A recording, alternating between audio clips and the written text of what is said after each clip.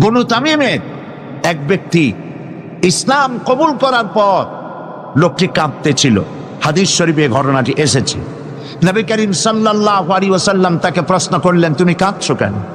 লোকটি বলছে, হে নবী, আমি তো মুসলমান হলাম, কিন্তু আমার গুনাহ কি মাফ হয়েছে? আল্লাহর নবী বলেন, তুমি যখন পড়েছো লা ইলাহা ইল্লাল্লাহু মুহাম্মাদুর রাসূলুল্লাহ, এই কালেমা পড়ার সঙ্গে সঙ্গে তোমার জীবনের সকল গুনাহ রাশি আল্লাহ রাব্বুল আলামিন মাফ করে দিয়েছেন। কিন্তু লোকটি কান্না থামছে না। আমি যে প্রশ্ন করলেন, গুনাহ তো মাফ হয়েছে, আমি তোমারে গ্যারান্টি দিলাম, এরপরও কাঁদো কেন? সে বলছে, হে রাসূল, আমি এমন গুনাহ করেছি যা সর্বক্ষণ আমাকে পীড়া দেয়। কি গুনাহ করেছো? সে বলল যে আমি, আমার স্ত্রী গর্ভবতী ছিল, গর্ভাবস্থায় তাকে রেখে আমি ব্যবসা করতে গিয়েছিলাম। ফিরে যখন এসেছি অনেকদিন পর স্ত্রী খবর দিল তার এক মরা সন্তান হয়েছে। আমি ভুলে গেলাম বিষয়। বেশ কয়েক বছর পর আমার ঘরে একটি ফুটফুটে সুন্দরী ছোট্ট একটি মেয়ে দৌড়দৌড়ি করতে দেখলাম। আমার খুব আগ্রহ হলো মেয়েটাকে দেখতে। আমি প্রশ্ন করলাম বউকে, এ মেয়েটি কার?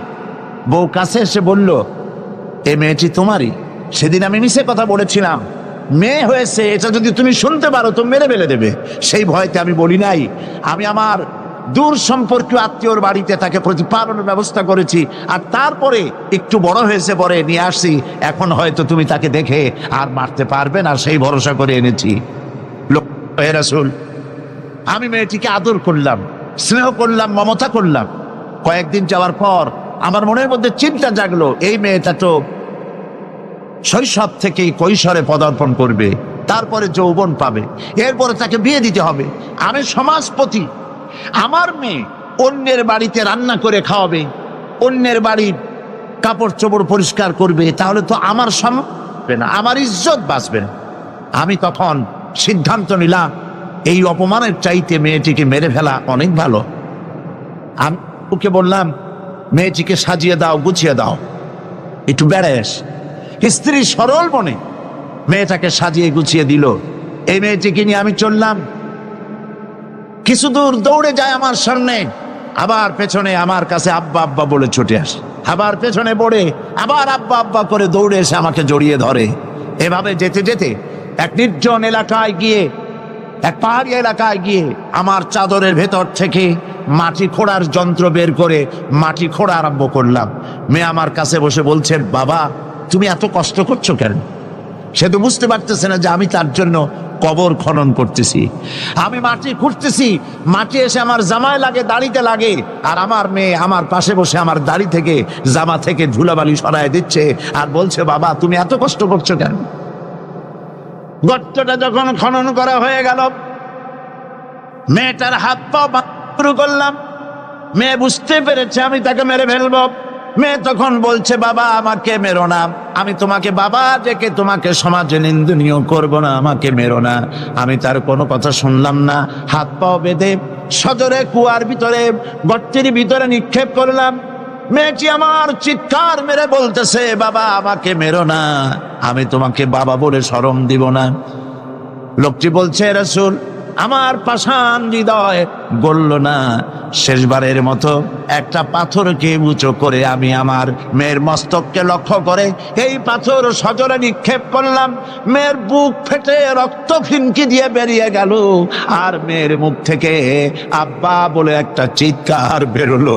ওই আব্বা চিৎকার এখনো যেন আমার কানে আমি শুনতে পাই। শরীফে এসেছে, নবীজি কাহিনী শুনতেছিলেন, আর নবীজির রহমতের নবীর চোখ দিয়া পানি পড়ে দাড়ি ভিজে ভিজে ছিল। এমন সময় ছিল যখন নারীদের কোনো সম্মান ছিল না, ইজ্জত ছিল না। নারীর সম্মান কে দিল? আল্লাহ দিলে। বলেন কে দিলেন? আজকে আমাদের জানতে হবে ইসলাম কি দিল আর পাশ্চাত্য কি দিল। নারী, ইসলাম যা দিয়েছে নারীকে, পুরুষকে নারীকে ইসলাম যে সমান অধিকার দিয়েছে পৃথিবীতে কেউ তা দিতে পারে না। নারীর জীবনে তিনটা ভাগ করা যায়, নারীর জীবনকে তিনটা ভাগ করা যায়। প্রথমে সে কন্যা হিসেবে পৃথিবীতে আসে, এরপরে এই কন্যাটি কিশোরী হয়, তারপরে যৌবন পায়, এরপরে একদিন বিয়ে হয়ে যায়, তখন সে স্ত্রী হয়, বধূ হয়। তো প্রথম স্তর হচ্ছে, প্রথম অধ্যায় নারীর জীবনের প্রথম অধ্যায় সে কন্যা, দ্বিতীয় অধ্যায় সে বধূ, তৃতীয় অধ্যায় সে মাতা হয়ে যায়। ইসলাম এই 3 অধ্যায় নারীকে কি দিল, কি অধিকার দিল, এবং স্বামী আর স্ত্রীর মধ্যে কি সম্পর্ক গড়ে দিল ইসলাম, তা আমাদের জানা দরকার।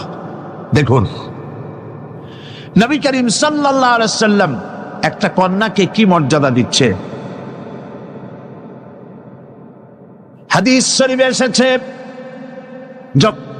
কোন ঘরে একটি কন্যা সন্তান জন্মগ্রহণ করে, ওই ঘরের ভিতরে তখন এক রহমতের ফেরেশতা আসে, এসে বলে, আসসালামু আলাইকুম ইয়া আহলাল বাইত, হে ঘরের মালিকেরা, হে ঘরের গৃহবাসীরা, তোমাদের উপরে আল্লাহ রহমত বর্ষিত হোক।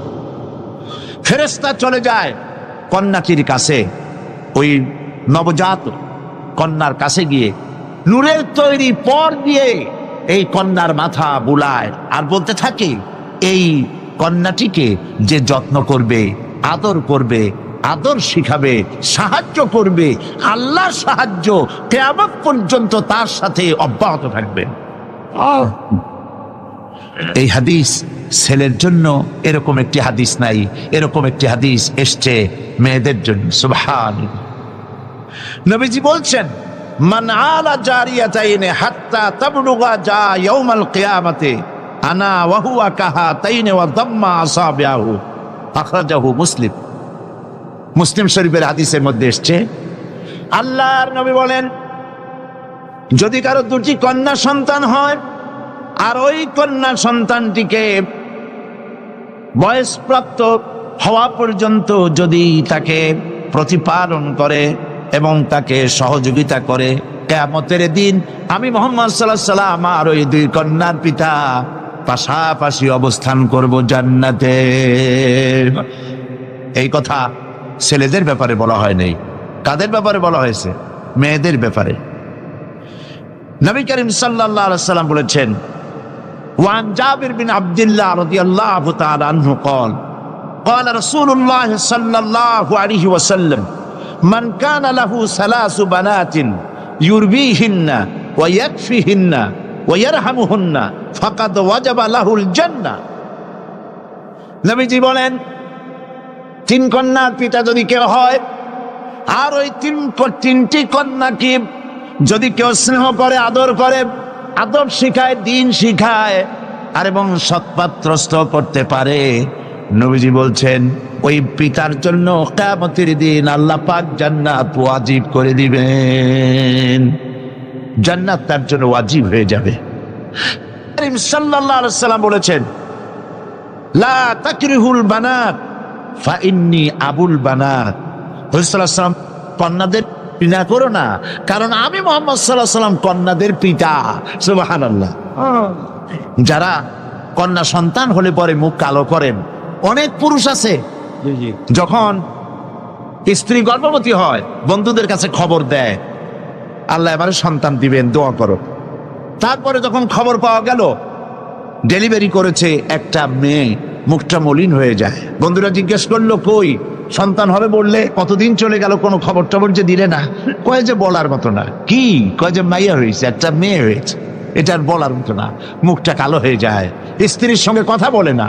বারবার মেয়ে হলে, এমনও খবর পাওয়া গেছে বারবার মেয়ে হয়েছে, স্ত্রীকে পর্যন্ত দিয়ে দিয়েছে। নাউজুবিল্লাহ। মেয়ে হওয়ার জন্য স্ত্রী কি দায়ী? কে দায়ী? স্বামী দায়ী? তো খামোকা কেন মুখ মলিন করেন? আল্লাহ রাব্বুল আলামিন বলেছেন কোরআনে কারীমের মধ্যে, আমি কাউকে ছেড়ে দেই, কাউকে মেয়ে দেই, কাউকে ছেলেও দেই, মেয়েও দেই, কাউকে কিছুই দেই না। ইন্নাল্লাহা আলা কুল্লি শাইইন কাদির। সমস্ত জিনিসের উপরে ক্ষমতা কার? আল্লাহ পাকের। সন্তান হয় না, আল্লাহর কাছে চাও, ছেলেও দিতে পারেন, মেয়েও দিতে পারেন, তার ইচ্ছা। বারবার মেয়ে হয়েছে তো কি ক্ষতি হয়েছে? কি ক্ষতি হয়েছে? নবী করিম সাল্লাল্লাহু আলাইহি ওয়াসাল্লামের সন্তানদের মধ্যে মেয়েও ছিল, ছেলেরাও ছিলেন, কিন্তু ছেলেরা সব মারা গেলেন।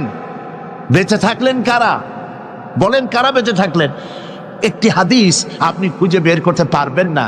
নবী করিম সাল্লাল্লাহু আলাইহি ওয়াসাল্লাম কখনো আল্লাহ পাকের দরবারে হাত তুলে বলেছিলেন যে আল্লাহ, ছেলেগুলি তো সব তুমি নিয়ে গেলে, সবগুলির বাঁচায় রাখলে, তুমি দয়া করে আমাকে আরেকটি ছেলে দান করো, এরকম একটি হাদিস নাই। সুতরাং কন্যা হিসাবে নারীর জীবনের 3টি অধ্যায়ের একটি অধ্যায় হলো কন্যা। সেই কন্যার অধিকার প্রতিষ্ঠিত করেছে ইসলাম। সুবহানাল্লাহ। এবার কিছুদিন পর সে বউ হয়ে গেল, স্ত্রী হলো যৌবন পাওয়ার পর। এখন দেখেন কোরআন তাকে কি অধিকার দিচ্ছে। আল্লাহ রাব্বুল আলামিন বলেন, وَمِنْ آيَاتِهِ أَنْ خَلَقَ لَكُم مِّنْ أَنفُسِكُمْ أَزْوَاجًا لِتَسْكُنُوا إِلَيْهَا وَجَعَلَ بَيْنَكُم مَّوَدَّةً وَرَحْمَةً। আল্লাহ পাকের অসংখ্য নিদর্শনের ভিতরে এটি একটি নিদর্শন যে তোমাদের থেকে আল্লাহ পাক তোমাদের জোড়া সৃষ্টি করেছেন এবং তোমাদের ভালোবাসা আর সহৃদয়তার সৃষ্টি করেছেন। ভালোবাসা কে সৃষ্টি করলেন? মেয়ে ঢাকা, বিয়ে করেছে চট্টগ্রামের ছেলে। দুজনের চাল চলন ভিন্ন, ভাষাও। ঢাকার মেয়ে বলে কোথায় যাবেন, চট্টগ্রামের ছেলে বলে খড়ে যাক দে। দেখছেন অবস্থা?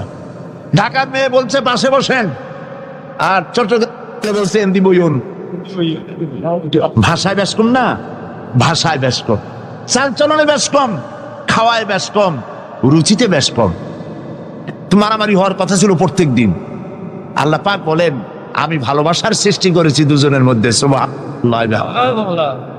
আমি ভালোবাসার সৃষ্টি করছি, জাআলা বাইনাকুম মাওয়াদ্দা, পরস্পর পরস্পরের জন্য আকর্ষণ সৃষ্টি করেছি, ওয়া রাহমা, আর সহৃদয়তা করুণার সৃষ্টি করেছি।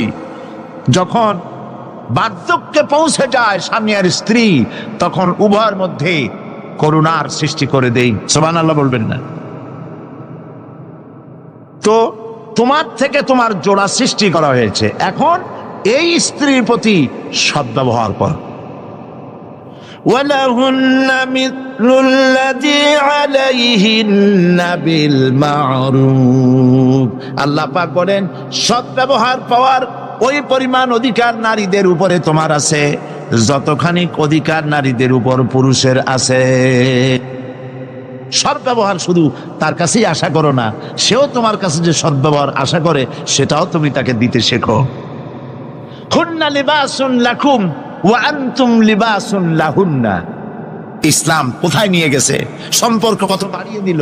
হুন্না লিবাসুন লাকুম ওয়া আনতুম লিবাসুন লাহুন্না। তোমরা, স্ত্রী তোমার ভূষণ স্বরূপ আর তুমি তোমার স্ত্রীর ভূষণ স্বরূপ। ভূষণ মানে কি? পোশাক। পোশাকের কথা কেন বলা হলো? এই জন্য বলা হয়েছে, পোশাক মানুষের কয়েকটা উপকার করে, শুধু শীত আর গরম নিবারণ করে না। পোশাক মানুষের আয়েব ঢেকে রাখে, পোশাক মানুষের সম্মান, তার লজ্জা ঢেকে রাখে। এই একের সাথে অপরের পোশাকের দৃষ্টান্ত আল্লাহ পাক দিলেন। এর অর্থ হচ্ছে পরস্পর পরস্পরের আয়েবকে ঢেকে রাখবে। একজন আরেকজনের আয়েবকে মানুষের সামনে পেশ করবে না, একজন আরেকজনকে শরম দিবে না, পরস্পরের সাথে মিলেমিশে থাকবে। একথা আল্লাহ পাক বললেন। ওয়াশিরুহুন্না বিল মারুফ। আর তোমরা স্ত্রীদের সাথে সদ্ব্যবহার করো। কে বলছে? আল্লাহ পাক বলছে। স্ত্রীদের ভিতরে সদ্ব্যবহার স্ত্রীদের সাথে কিভাবে করতে হবে, সব ব্যাপারে রাসূলুল্লাহ হচ্ছেন আদর্শ। লাকাদ কানা লাকুম ফি রাসূলিল্লাহি উসওয়াতুন হাসানা। সমস্ত ব্যাপারে তোমাদের জন্য মহত্তম আদর্শ হলেন নবী করিম সাল্লাল্লাহু আলাইহি ওয়াসাল্লাম। রাসূল সাল্লাল্লাহু আলাইহি ওয়াসাল্লাম বলেছেন, তোমাদের মধ্যে উত্তম সেই যে ব্যক্তি তোমাদের স্ত্রীর কাছে উত্তম, আমি আমার স্ত্রীদের কাছে উত্তম ব্যক্তি। সুবহানাল্লাহ বলবেন না? এবার দেখেন নবীজি আদর্শ দেখালেন স্বামী স্ত্রীর সঙ্গে সম্পর্কটা কেমন হবে। হযরতে খাদিজা রাদিয়াল্লাহু তাআলা আনহা আর নবীজির ভিতরে কেমন মহব্বত ছিল, কেমন আকর্ষণ ছিল। তিনি যখন হযরত খাদিজাকে বললেন, খাদিজা, আল্লাহ আমাকে নবী বানিয়েছেন, আমার উপর ঈমান আনো, এক আল্লাহর উপরে ঈমান আনো। হযরতে খাদিজা এক মুহূর্ত, একটি চোখের পলকও তিনি দেরি করেন নাই। যখনই নবীজি তাকে ঈমান আনতে বলেছেন, হযরত খাদিজা পড়েছেন লা ইলাহা ইল্লাল্লাহু মুহাম্মাদুর রাসূলুল্লাহ। নবী করিম সাল্লাল্লাহু আলাইহি সাল্লাম বলেছেন, আকাশের নিচে জমিনের উপরে খাদিজার মতো উত্তম মহিলা পৃথিবীতে আর নাই। কি সম্মান আল্লাহ পাক তাকে দিয়েছেন। আল্লাহ পাক নিজে হযরতে খাদিজাকে সালাম জানিয়েছেন। সুবহানাল্লাহ বলবেন? হেরা পাহাড়ে হযরতে জিবরাইল আলাইহিস সালাম নবীজির সঙ্গে কথা বলছেন, ওহী নিয়ে এসেছেন। কিছুক্ষণ পরে হযরতে জিবরাইল বলেন, ইয়া রাসূলুল্লাহ, আমি দেখতে পাচ্ছি খাদিজা আপনার জন্য খানা নিয়ে আসতেছেন। খাদিজা যখন আপনার কাছে পৌঁছে যাবে, আপনি খাদিজাকে বলবেন, আল্লাহ রাব্বুল আলামিন আজ আমি আসার সময় আমার মাধ্যমে খাদিজাকে সালাম জানিয়েছেন। হযরতে খাদিজা যখন নবীজির কাছে পৌঁছে গেছেন, আল্লাহর নবী বলেন, খাদিজা, তোমার জন্য আজকে একটি সুসংবাদ আছে। তিনি বললেন, আমার জন্য কি খবর, কি সুসংবাদ? হযরতে রাসূল বলছেন, খাদিজা শোনো, এইমাত্র জিবরাইল আমার কাছে চলে গেলেন, আর জিবরাইল বলে গেলেন আল্লাহ রাব্বুল আলামিন তোমাকে সালাম জানিয়েছেন। হযরত খাদিজা ডুকরে কেঁদে উঠলেন। তিনি বললেন, ইয়া রাসূলুল্লাহ, আমার মানব জন্ম সার্থক হয়ে গেছে, আল্লাহ আমারে সালাম জানাইছেন, এর চাইতে সৌভাগ্য আমার জীবনে আর কিছুই নাই। তবে নবীজি, আল্লাহর সালামের জবাব কেমনে দিতে হয় আমি জানি না, আপনি দয়া করে আমার পক্ষ থেকে আল্লাহর সালাম যেমনে দিলে আল্লাহ খুশি হয় তেমনি আপনি দিয়া দিবেন। কি মহব্বত স্বামী আর স্ত্রীর ভিতরে ছিল। হযরতে খাদিজা হযরতে রাসূল করিম সাল্লাল্লাহু আলাইহি ওয়াসাল্লাম, নবী করিম সাল্লাল্লাহু আলাইহি ওয়াসাল্লামের ঘরে হযরত খাদিজা যতদিন ছিলেন আরেকটি বিবাহ তিনি করেন নাই। হযরত আয়েশা বলছেন, নবীজি আমার কাছে ঘুমানো ছিলেন, গভীর রাত্রে আমার ঘুম ভেঙে গেল। আমি চিন্তা করলাম নবীজি কোথায় গেলেন, মনে করলাম অন্য কোনো স্ত্রীর ঘরে গেছে নাকি। আমি খুঁজতে লাগলাম, কোনো ঘরে পাওয়া গেল না। খুঁজতে খুঁজতে অবশেষে আমি নবীজিকে পেলাম রিয়াদুল জান্নাতের ভেতরে, মসজিদে নববীর জান্নাতের টুকরার ভেতরে বসে নবীজি মোনাজাত করতেছেন। আমিও পিছনে আল্লাহর দরবারে হাত তুললাম। নবীজি বলতেছিলেন, রব্বুল আলামিন কঠিন ওই হাসরের ময়দানে মা তার সন্তান ভুলে যাবে, তার সন্তান ভুলে যাবে, স্বামী তার স্ত্রীকে হারায় ফেলবে, স্ত্রী তার স্বামীকে চিনবে না। ওই কঠিন হাসরের ময়দানে তাআলা আমি যেন আমার খাদিজারে হারাইয়া না যাই। মোনাজাত শেষ হওয়ার পর হযরত আয়েশা বলেন, ইয়া রাসূলুল্লাহ, খাদিজা এই বুড়ির কথা এখনো কেন আপনার মনে পড়ে? খাদিজার পরে কুমারী মেয়েও তো আপনি বিয়ে করেছেন, খাদিজার কথা কেন বুড়ির কথা বলতে পারেন না? নবীজি বলেন, আয়েশা রে, খাদিজার সম্পর্কে এরকম কথা আর তুমি বলবে না। তোমরা জানো না, তোমরা সবাই আমার সুদিনের স্ত্রী, আর খাদিজা আমার এমন সময়ের স্ত্রী যখন এই মক্কা নগরীতে মুহাম্মদ সাল্লাল্লাহু আলাইহি ওয়াসাল্লামের পাও রাখার জায়গা ছিল না। হযরত আয়েশা বললেন, ইয়া রাসূলুল্লাহ, আমি ক্ষমা চাই, আমাকে মাফ করে দিন। আমি খাদিজার সম্পর্কে এমন কথা আর উচ্চারণ করব না, তবে খাদিজার সম্পর্কে আমারে কিছু কথা শোনান। হযরতে নবীজি বলেন, আয়েশা রে শোনো, আমার সঙ্গে বিবাহের পর খাদিজার ধন সম্পত্তি যা ছিল আল্লাহর রাস্তায় সব উজাড় করে দিয়েছে। কতদিন না খেয়েও থেকেছে, একদিনের জন্য বলে নাই আপনার সাথে বিয়ে হয়েছে বলে আজ আমি না খাইয়ে আসি। সারাদিন সারা রাত দাওয়াতের কাজ করে আমি যখনই দরজার কাছে ফিরেছি, যত রাত হোক না কেন, একবার বলেছি খাদিজা, অমনি দরজা খুলে গেছে। আমি প্রশ্ন করেছি, খাদিজা যত রাত্রে আসলাম একদিনও দুইটা দাগ দেওয়া লাগলো না, তুমি কি ঘুমাও না? হযরতে খাদিজা বলেছেন, ইয়া রাসূলুল্লাহ, আপনি দিনের দাওয়াতের জন্য ব্যস্ত, কষ্ট করেন, আমি মনে মনে ভাবি আমি যদি ঘুমায় থাকি রাতের বেলায়, আর নবীজি যদি দরজার কাছে এসে খাদিজা খাদিজা বলে ডাকাডাকি করেন, উঠতে যদি আমার দেরি হয় আল্লাহর নবীর সঙ্গে বেয়াদবি হয়ে যাবে, এইটা মনে করে বিছানায় না ঘুমাইয়া যতক্ষণ আপনি না ফেরেন এই দরজাটার সাথে পিঠ লাগাইয়া দাঁড়াইয়া দাঁড়াইয়া ঘুমায়। হযরত আয়েশা বলেছেন, আমাদের ঘরে রান্না বান্না তেমন হতো না, আমাদের ঘরে তেমন গোশত খাওয়ার সুযোগ আমাদের কিসমতে তেমন হতো না। যদি কোনোদিন আমাদের ঘরে দুম্বা বা ছাগল জবাও হতো, গোশতগুলি নবীজি কেটে ভাগ করে সমস্ত স্ত্রীদের ঘরে দিয়ে দিতেন। এরপরে কয়েকটা গোশতের টুকরা একটা টোপলায় নিয়ে হযরত খাদিজা মদিনার অলিতে গলিতে ঘুরে বেড়াতেন। খাদিজার কোন বান্ধবী পাওয়া যায় কিনা? সুবহানাল্লাহ। নবী করিম সাল্লাল্লাহু আলাইহি ওয়াসাল্লাম তার স্ত্রীদেরকে ভাবে ভালোবাসতেন, আর স্ত্রীরাও নবীর জন্য এভাবে ভালোবাসতেন, ভালোবাসা দিতে। স্ত্রী অধিকার ইসলাম দিয়েছে, আর কেউ দিতে পারে নাই। আর এই স্ত্রীদের মধ্যে সব থেকে উত্তম স্ত্রীকে নবীজি বলেছেন, আদ-দুনিয়া কুল্লুহা মাতাউন ওয়া খায়রুল মাতাইদ দুনিয়া ইমরাতুস সালিহা। দুনিয়ার সবকিছু এর মধ্যে উত্তম নিয়ামত হচ্ছে পতিপরায়ণা। সুবহানাল্লাহ।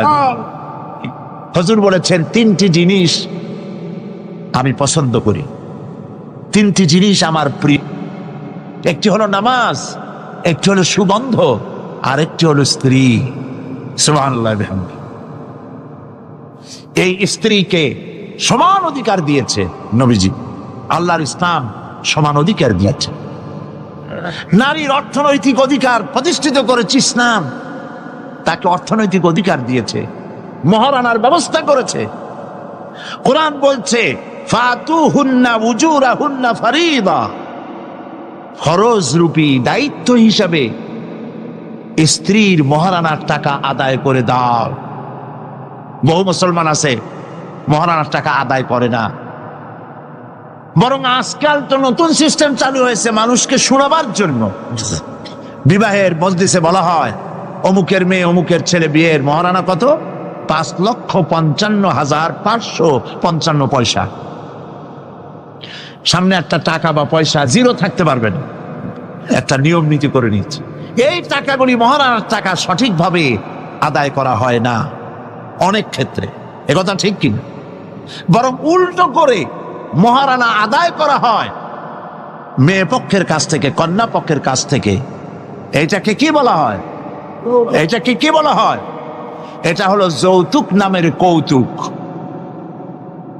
মেয়ে পক্ষের কাছ থেকে টাকা আদায় করা।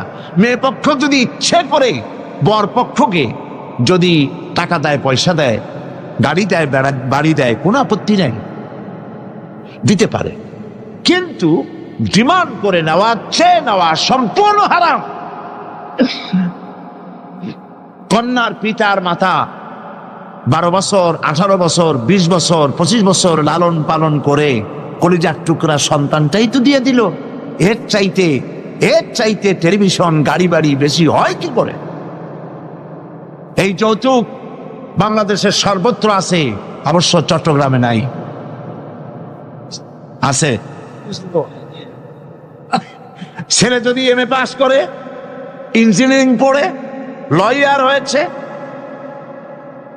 পিতার এই ধারণাই হয় সন্তানকে পড়াতে লেখাতে যত টাকা খরচ হয়েছে কন্যা পক্ষকে কাছের থেকে আদায় করে নেব। এবং সেই জন্য বিয়ের সময় দাবি করা হয়, 50 লক্ষ টাকা দিতে হবে, গুলশানে 3টা বাড়ি দিতে হবে, মঙ্গল গ্রহে অফিস বানায় দিতে হবে। আপনার ছেলে MA পাস করেছে, লয়ার হয়েছে, ব্যারিস্টার হয়েছে, তো কি হয়েছে? আপনি কেন নির্যাতন কন্যা পক্ষকে? জায়েজ নাই, হারাম। শূকরের মাংস যেমন হারাম, কন্যার কাছ থেকে জবরদস্তি করে চেয়ে ডিমান্ড করে যৌতুক আদায় করা ওরকমই হারাম। এই কাজটি কি আপনারা করবেন? এই কাজটি কি করবেন? বিবাহ করাবেন ছেলেকে ভালোবাসা দিয়ে, টাকা দিয়ে, পয়সা দিয়ে বিবাহ করায়া মেয়ে একটা ঘরে নিয়ে আসবেন, কন্যা পক্ষের উপরে চাপ সৃষ্টি করবেন না। তো নারীকে মহারণা দেওয়ার ব্যবস্থা ইসলাম করেছে। কে ব্যবস্থা করেছে বলেন? ইসলাম করেছে। এবার আরো দেখুন আল্লাহ পাক কি বলছে, وَإِذَا آتَيْتُمْ إِحْدَاهُنَّ قِنطَارًا فَلَا تَأْخُذُوا مِنْهُ شَيْئًا। তো যে তোমরা নারীদেরকে স্তূপ পরিমাণ অর্থ পরি যদি দান করো, তাহলে সামান্য তার থেকে ফেরত নিও না। চান মহিলাদের কাছে, নারীদের কাছে কিছু পুঁজি থাকুক, টাকা পয়সা থাকুক, আল্লাহ এটা চান। যদি তুমি কিছু দাও, তা যদি স্তূপ আকারেও হয়, তবুও সেগুলিকে ফেরত দিও না। বহু মুসলমান আছে আমাদের সমাজে, হজ করে, নামাজও পড়ে, কপালে দাগও পড়ে গেছে, তার ব্যবসা আছে, ধানি জমিনও আছে, বিবাহের সময় মেয়েকে টাকা কড়ি দিয়ে, টাকা কড়ি যৌতুক দিয়ে বিদায় করে দেয়, সম্পত্তির ভাগ দেয় না, ব্যবসারও ভাগ দেয় না। আছে না এমন? আছে কি? আপনি কন্যাকে ঠকালেন, এর জন্য আল্লাহর কাছে আপনাকে দায়ী হতে হবে। মেয়েদেরকে অর্থনৈতিক অধিকার আল্লাহ এভাবে প্রতিষ্ঠিত করেছেন, সে মহিলাদেরকে অর্থনৈতিক দিক থেকে তাদেরকে নির্যাতন করা যাবে না। এবার মেয়েদেরকে শিক্ষার অধিকার দেওয়া হয়েছে, কোনটা দেওয়া হয়নি? তারা বলছে, ইসলামের দুশমনেরা বলে নারীদেরকে ইসলাম ঠকাইছে। কোথা থেকে ঠকালো? কন্যা হিসেবে মর্যাদা দিল, বধূ হিসেবে মর্যাদা দিল, তারপরে অর্থনৈতিক সুযোগ করে দিল, এবার শিক্ষার অধিকারও প্রতিষ্ঠিত করলো। হযরতে আয়েশা রাদিয়াল্লাহু তাআলা আনহা, তিনি শিক্ষয়িত্রী ছিলেন, হাজার হাজার সাহাবীর উস্তাদ ছিলেন। সুবহানাল্লাহ বলেন। হাদিসের উস্তাদ ছিলেন, তাফসীরের উস্তাদ ছিলেন, ফিকহের উস্তাদ ছিলেন। শিক্ষার অধিকার ইসলাম দিয়েছে নারীকে। নারীরা লেখাপড়া করতে পারবে, কোনো অসুবিধা নেই। এভাবে অধিকার শুধু অর্থনৈতিক নয়, লেখাপড়ার অধিকার দিল, তালাকের একটি অধিকার, এটি একটি গুরুত্বপূর্ণ বিষয়। তালাকের অধিকারটিও শুধুমাত্র পুরুষের না, এই তালাকের অধিকার নারীদেরকেও দেওয়া হয়েছে। কথা বুঝতে পেরেছেন? তালাকের অধিকার, বিবাহ বিচ্ছেদের অধিকার শুধু পুরুষের নয়, নারীকেও দেওয়া হয়েছে। পুরুষ যদি অকর্মণ্য হয়, যদি সে উন্মাদ হয়, জালিম হয়, নপুংসক হয়, তাহলে এই স্ত্রী কোর্টে তা প্রমাণ করে তার স্বামীকে পরিত্যাগ করে ইচ্ছে মতো স্বামী গ্রহণ করতে পারবে, ইসলাম সুযোগ দেয়। তালাক, কথায় কথায় তালাক দেওয়ার একটা রেওয়াজ আমাদের দেশে আছে। বাংলাদেশে যদি আল্লাহ কোনোদিন দয়া করে ইসলামী রাষ্ট্র প্রতিষ্ঠিত করে দেন, তাহলে কথায় কথায় তালাক দেওয়ার এই প্রথাকে বন্ধ করে দেওয়া হবে। তরকারিতে লবণ কম হয়েছে, শুটকি মাছে ঝাল হইল কেন, এই সব কথা বলিয়া তালাক দেওয়া যাবে না। আর একসঙ্গে 3 তালাক দেওয়া তো যাবেই না। এক সাহাবী এসে নবী করিম সাল্লাল্লাহু আলাইহি ওয়াসাল্লামের কাছে খবর দিলেন যে একজন তার স্ত্রীকে একসাথে 3 তালাক দিয়েছে। নবী করিম সাল্লাল্লাহু আলাইহি ওয়াসাল্লাম এত গুসা হয়েছিলেন যে বসার থেকে দাঁড়ান। তিনি বললেন, এই লোকটি তো আল্লাহ পাকের কোরআনের সাথে তামসা করেছে। তালাকের আল্লাহর কাছে 2টা হালাল সবচেয়ে জঘন্য, 2টি হালাল সব থেকে জঘন্য। একটা হলো ভিক্ষাবৃত্তি, আর একটা হলো তালাক। যখন তালাক দেওয়া হয় অন্যায় ভাবে, গোসায় আল্লাহর আরশ কাঁপতে থাকে। নাউজুবিল্লাহ বলেন। আপনি এভাবে তালাক দিতে পারবেন না। তালাক দেওয়ার নিয়ম হলো, যখন স্ত্রীর সাথে, লক্ষ্য করুন, স্ত্রীর সাথে বনিবনা হচ্ছে না, স্ত্রীর চরিত্র খারাপ, স্ত্রীর দাজ্জাল মার্কা, বনেই না, তো আল্লাহ পাক তখন বলেছেন উভয় পক্ষের আত্মীয় স্বজন নিয়ে মীমাংসা করার চেষ্টা করো, সালিসি করো। যদি মীমাংসায় না হলো তাহলে 1 মাসে 1 তালাক দাও, বিছানা আলাদা করে দাও এবং অপেক্ষা করো তার এই অবস্থা দেখে সে ফিরে আসে নাকি। যদি ফিরে আসে তো গ্রহণ করো, যদি ফিরে না এলো 2য় মাসে 2য় তালাক দাও। তাও যদি ফিরে না, তাহলে সে গিয়ে 3 তালাক একদম রেজি করে দাও, আর ফেরত হবে না। 3 তালাকে বায়না করে দাও, এই স্ত্রীকে আর গ্রহণ করা যাবে না। এখন আমাদের দেশে রাগের মাথায় একসাথে 3 তালাক দেওয়ার পর মনে মনে অনুশোচনা হয়, এতগুলো ছেলে পেলে নিয়ে করবো কি, কি সর্বনাশ হইল, রাগের মাথায় করলামটা কি। এখন এই বউ ফিরে পাওয়ার জন্য মস্তা তালাশ করে। তখন গ্রামের মুন্সি মৌলবী, এই জাতীয় 1 শ্রেণীর লোক আছে যারা কোরআন বোঝে না, হাদিস বোঝে না, তারা হিল্লা নামক একটা ঔষধ বের করছে। সেই ঔষধটা কি? তারা বলে যে এই স্ত্রীকে যদি আবার নিতে চাও তাহলে আর একটা পুরুষের সঙ্গে বিবাহ দাও এবং শর্ত করো যে তোমার কাছে দিলাম, 2-3 দিন পর তুমি তালাক দিয়ে দিবা, এরপরে আমরা নিয়ে নেব। তালাকের নিয়তে বিবাহ করা এটা সম্পূর্ণ হারাম, বিবাহ হবে না। তালাকের নিয়তে বিয়ে করলো, বিয়ে হবেই না। তারপরে এই যে ভাড়া করা, একজনের সঙ্গে হিলা করতে দেওয়া, এটাকে হাদিসের ভাষায় বলা হয়েছে ভাড়া করা ষাঁড়। ভাড়া করা ষাঁড়। ইসলামে এই ধরনের কোনো বিধান নাই। সবাই কান খুলে শুনুন, হিল্লা করার যে ব্যবস্থা বাংলাদেশে গ্রামে গঞ্জে আছে, শরীয়তের কোনো অস্তিত্ব নাই। কেউ যদি তার স্ত্রীকে তালাক দেয় আর এই স্ত্রীকে আবার ফেরত নিতে চায়, পর্যন্ত ফেরত দিতে পারবে না। একটা পথ আছে, সেই পথটা হলো এই ইচ্ছে করে কোনো স্বামী গ্রহণ করেন, আর সেই স্বামী যদি ইচ্ছে করে ঘটনাচক্রে তালাক দেয়, অথবা ঘটনাচক্রে সেই স্বামীর যদি মৃত্যু হয়, তাহলেই কেবলমাত্র প্রথম স্বামীর কাছে আসতে পারবে। এছাড়া প্রথম স্বামীর কাছে আসা কিয়ামত পর্যন্ত সম্ভব নয়। এইটা ইসলাম করেছে দৃষ্টান্তমূলক শাস্তি দেওয়ার জন্য। কথায় কথায় তালাক দেবা, বাগুন ভর্তায় মরিচ হইল কেন, এইসব শয়তানি চলবে না। এইটার জন্যই এই বিধান করা হয়েছে। তালাক কখনো রাগের মাথায় এই জঘন্য কাজ কেউ করবেন না। যদি করতেই হয় তাহলে 3 মাসে 3 তালাক হবে, একসাথে 3 তালাক দেওয়া যাবে না। যদি কেউ একসাথে 3 তালাক দিয়ে বসে, তালাক হয়ে যাবে, এটাও মনে রাখবেন, তালাক হয়ে যাবে। তবে আল্লাহ পাক অসন্তুষ্ট হবেন, নারাজ হবেন, গোসায় আল্লাহর আরশ কাঁপতে থাকে। এই কাজটি কখনো করবেন না। আল্লাহ পাক তালাক চান না, আল্লাহ চান স্বামী স্ত্রীর মধ্যে মহব্বত পয়দা হোক। সুবহানাল্লাহ। যদি স্ত্রীর উপর রাগ হয়, কখনো মন খারাপ হয়, আল্লাহ বলছেন ওয়ালা তানসাউল ফাদলা বাইনাকুম, তোমরা পরস্পরের অনুগ্রহকে ভুলে। আজকের একটা ব্যাপারে মন খারাপ হয়েছে, তুমি চিন্তা করো তোমার জীবনের অনেক ক্ষেত্রে এই স্ত্রীর অনেক অবদান আছে, সেগুলিকে মনে করে আজকেরটা মাফ করে দিলেই তো সারল। সুবহানাল্লাহ। কম আল্লাহ পাক চান না স্বামী স্ত্রীর ভিতরে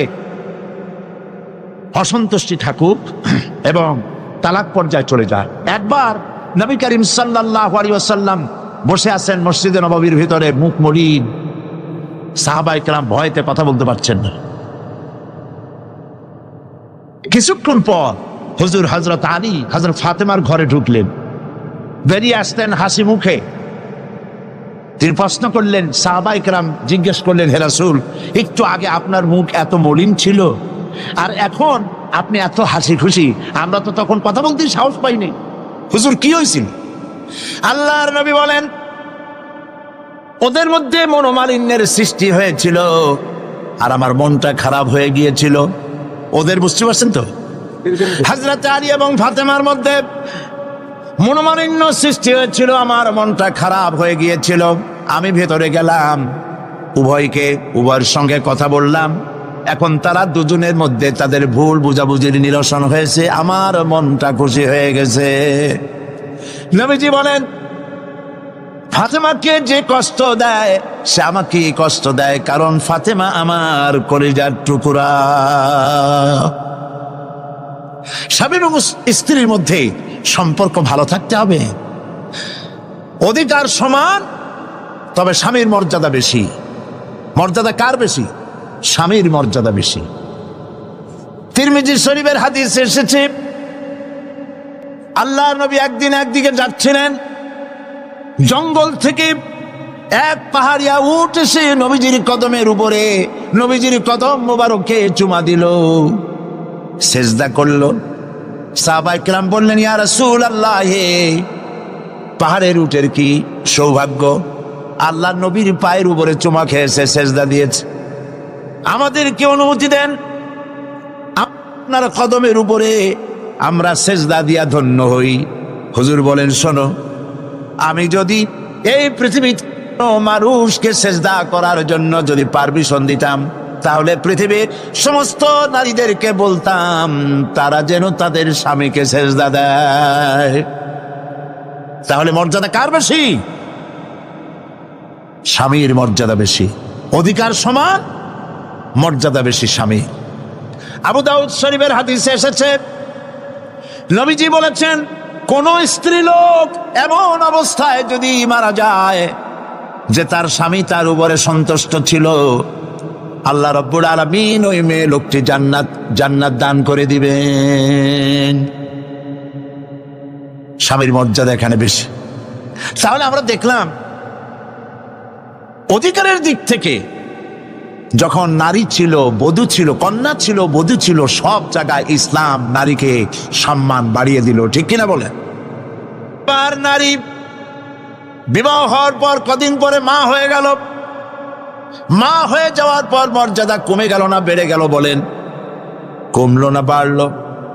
নবীজি বলছেন, আল্লাহর নবীর সামনে একজন সাহাবী এসে প্রশ্ন করলেন, হে আল্লাহ রাসূল, খেদমত করব কার? মান আহাক্কুন নাস বিহুসনি সাহাবাতি? ক্বালা উম্মুক। ক্বালা সুম্মা মান? ক্বালা উম্মুক। ক্বালা সুম্মা মান? ক্বালা উম্মুক। ক্বালা সুম্মা মান? ক্বালা আবুক। আখরাজাহুল বুখারী। বুখারী শরীফের হাদিস। সাহাবী জিজ্ঞেস করছেন, ইয়া রাসূলুল্লাহ, খেদমত করব কার? হুজুর বলেন, তোমার মায়ের। তারপরে কার? তোমার মায়ের। তারপরে কার? তোমার মায়ের। তারপরে কার? তোমার পিতার। বাপের চাইতে মায়ের মর্যাদা কয় গুণ বেড়ে গেল বলেন? 3 গুণ বেড়ে গেল মর্যাদা। আল্লাহর নবী মসজিদে নববীতে বসে আছেন, সাহাবায়ে কিরাম কর্তৃক পরিবেষ্টিত হয়ে। এমন সময় একজন বুড়ি মসজিদে প্রবেশ করেছেন। হুজুর তাকে দেখে দাঁড়ায় গেলেন। কাছে যখন এলেন মহিলা, নবীজি নিজের গায়ের চাদর বিছায়া দিলেন। মহিলা চলে যাওয়ার পর সাহাবায়ে কিরাম প্রশ্ন করলেন, ইয়া রাসূলুল্লাহ, আমরা তো চিনলাম না এই মহিলাকে। একজন মেয়ে লোকের জন্য নবীজি তার গায়ের চাদর বিছায়া দেয়, এত বড় সম্মানী মহিলা আমরা চিনলাম না, তিনি কে? আল্লাহর নবী বললেন, আমার মায়ের দুধ আমার কিসমতে তেমন হয় নাই। যার কোলে কাকে চড়ে, যার বুকের দুধ খাইয়া আমি বড় হয়েছি, এই আমার সেই দুধ মা হযরতে হালিমাতুস সাদিয়া। মায়ের মহব্বত কেমনে করতে হবে? মা যখন হয়ে গেলেন, সম্মান বেড়ে গেল সন্তানের কাছে। একজন সাহাবী এসে কাছে বলছেন, হে রাসূল, আমার মায়ের মেজাজ খুব খারাপ। হাদিস, আমার মায়ের মেজাজ খুব খারাপ। হুজুর প্রশ্ন করলেন, তোমার মা যখন তোমারে গর্ভে রাখছিলেন তখন তো মেজাজ খারাপ ছিল না? তিনি বললেন, হুজুর আমি সত্যি বলছি, মেজাজ খুবই খারাপ। হুজুর বলছেন, তোমাকে যখন তোমার মা ডেলিভারি করেছিল তখন তো মেজাজ খারাপ ছিল না? কয়, না হুজুর, দারুণ খারাপ মেজাজ। হুজুর বললেন, তোমার 2.5 বছর 2 বছর ধরে যখন দুধ খাওয়াইছিল তোমার মা, তখন তো তার মেজাজ খারাপ ছিল না। সাহাবী যখন এর পরেও বললেন, ইয়া রাসূলুল্লাহি, আমি আমার মায়ের দুধের হক আদায় করে দিয়েছি। হুজুর বললেন, দুধের হক আদায় করেছো তুমি, তোমার মায়ের একটি শব্দের হক তুমি আদায় করতে পারো নাই। তুমি যদি পড়ে গেছো ছোট্টবেলায়, খাটের থেকে কোলের থেকে পড়ে গেছো, কেঁদে উঠছো, আর তোমার মা যে তখন বলেছে, সারা জীবন এই একটি শব্দের হক আদায় করতে পারবে না। মায়ের সম্মান ইসলাম এভাবে বাড়িয়ে দিল। আল্লাহ রাব্বুল আলামিন শিখায় দিলেন, وَقَضَى رَبُّكَ أَلَّا تَعْبُدُوا إِلَّا إِيَّاهُ وَبِالْوَالِدَيْنِ إِحْسَانًا। তোমার রবের পক্ষ থেকে এটা ফয়সালা হয়েছে যে আমার ইবাদত করার পর মা বাপের ইহসান করবে। দেখেন অবস্থাটা, দেখুন, লক্ষ্য করুন, আল্লাহর ইবাদতের পরেই বান্দা কাজ করবে। বলেন কার? মা বাপ ইহসান করো। মা বাপের সামনে চোখ দিয়ে চোখ লাগায় কথা বলবে না। ওয়ালা তাকুল লাহুমা উফিন ওয়ালা তানহারহুমা, ঝিড়কি দিবে না, ধমক দিবে না। আর তাদের সঙ্গে কোন ভাষায় কথা বলবে তাও আল্লাহ শিখায় দিয়েছেন। আল্লাহ পাক বলেন, ওয়াকুল লাহুমা কাওলান কারীমা, সম্মান সূচক কথা বলো মা বাবার সাথে। আর শিখায় দিলেন, বান্দারা, তোমার মা বাবার জন্য আমার কাছে এই ভাষায় দোয়া করো, রব্বির হামহুমা কামা রব্বায়ানি সগীরা। আয় আমার রব, আমার মা বাপ ছোটবেলায় আমাকে যেভাবে স্নেহের করে লালন পালন করেছে, আল্লাহ পাক দয়া করে আমাকে, আমার পিতা মাতাকে তোমার রহমতের করে লালন পালন করো। আল্লাহ পাক শিখাই দিয়েছেন। এই দোয়া করবেন তো? মনে থাকবে? প্রত্যেক নামাজের পরে মুনাজাতে এই দোয়া করবেন।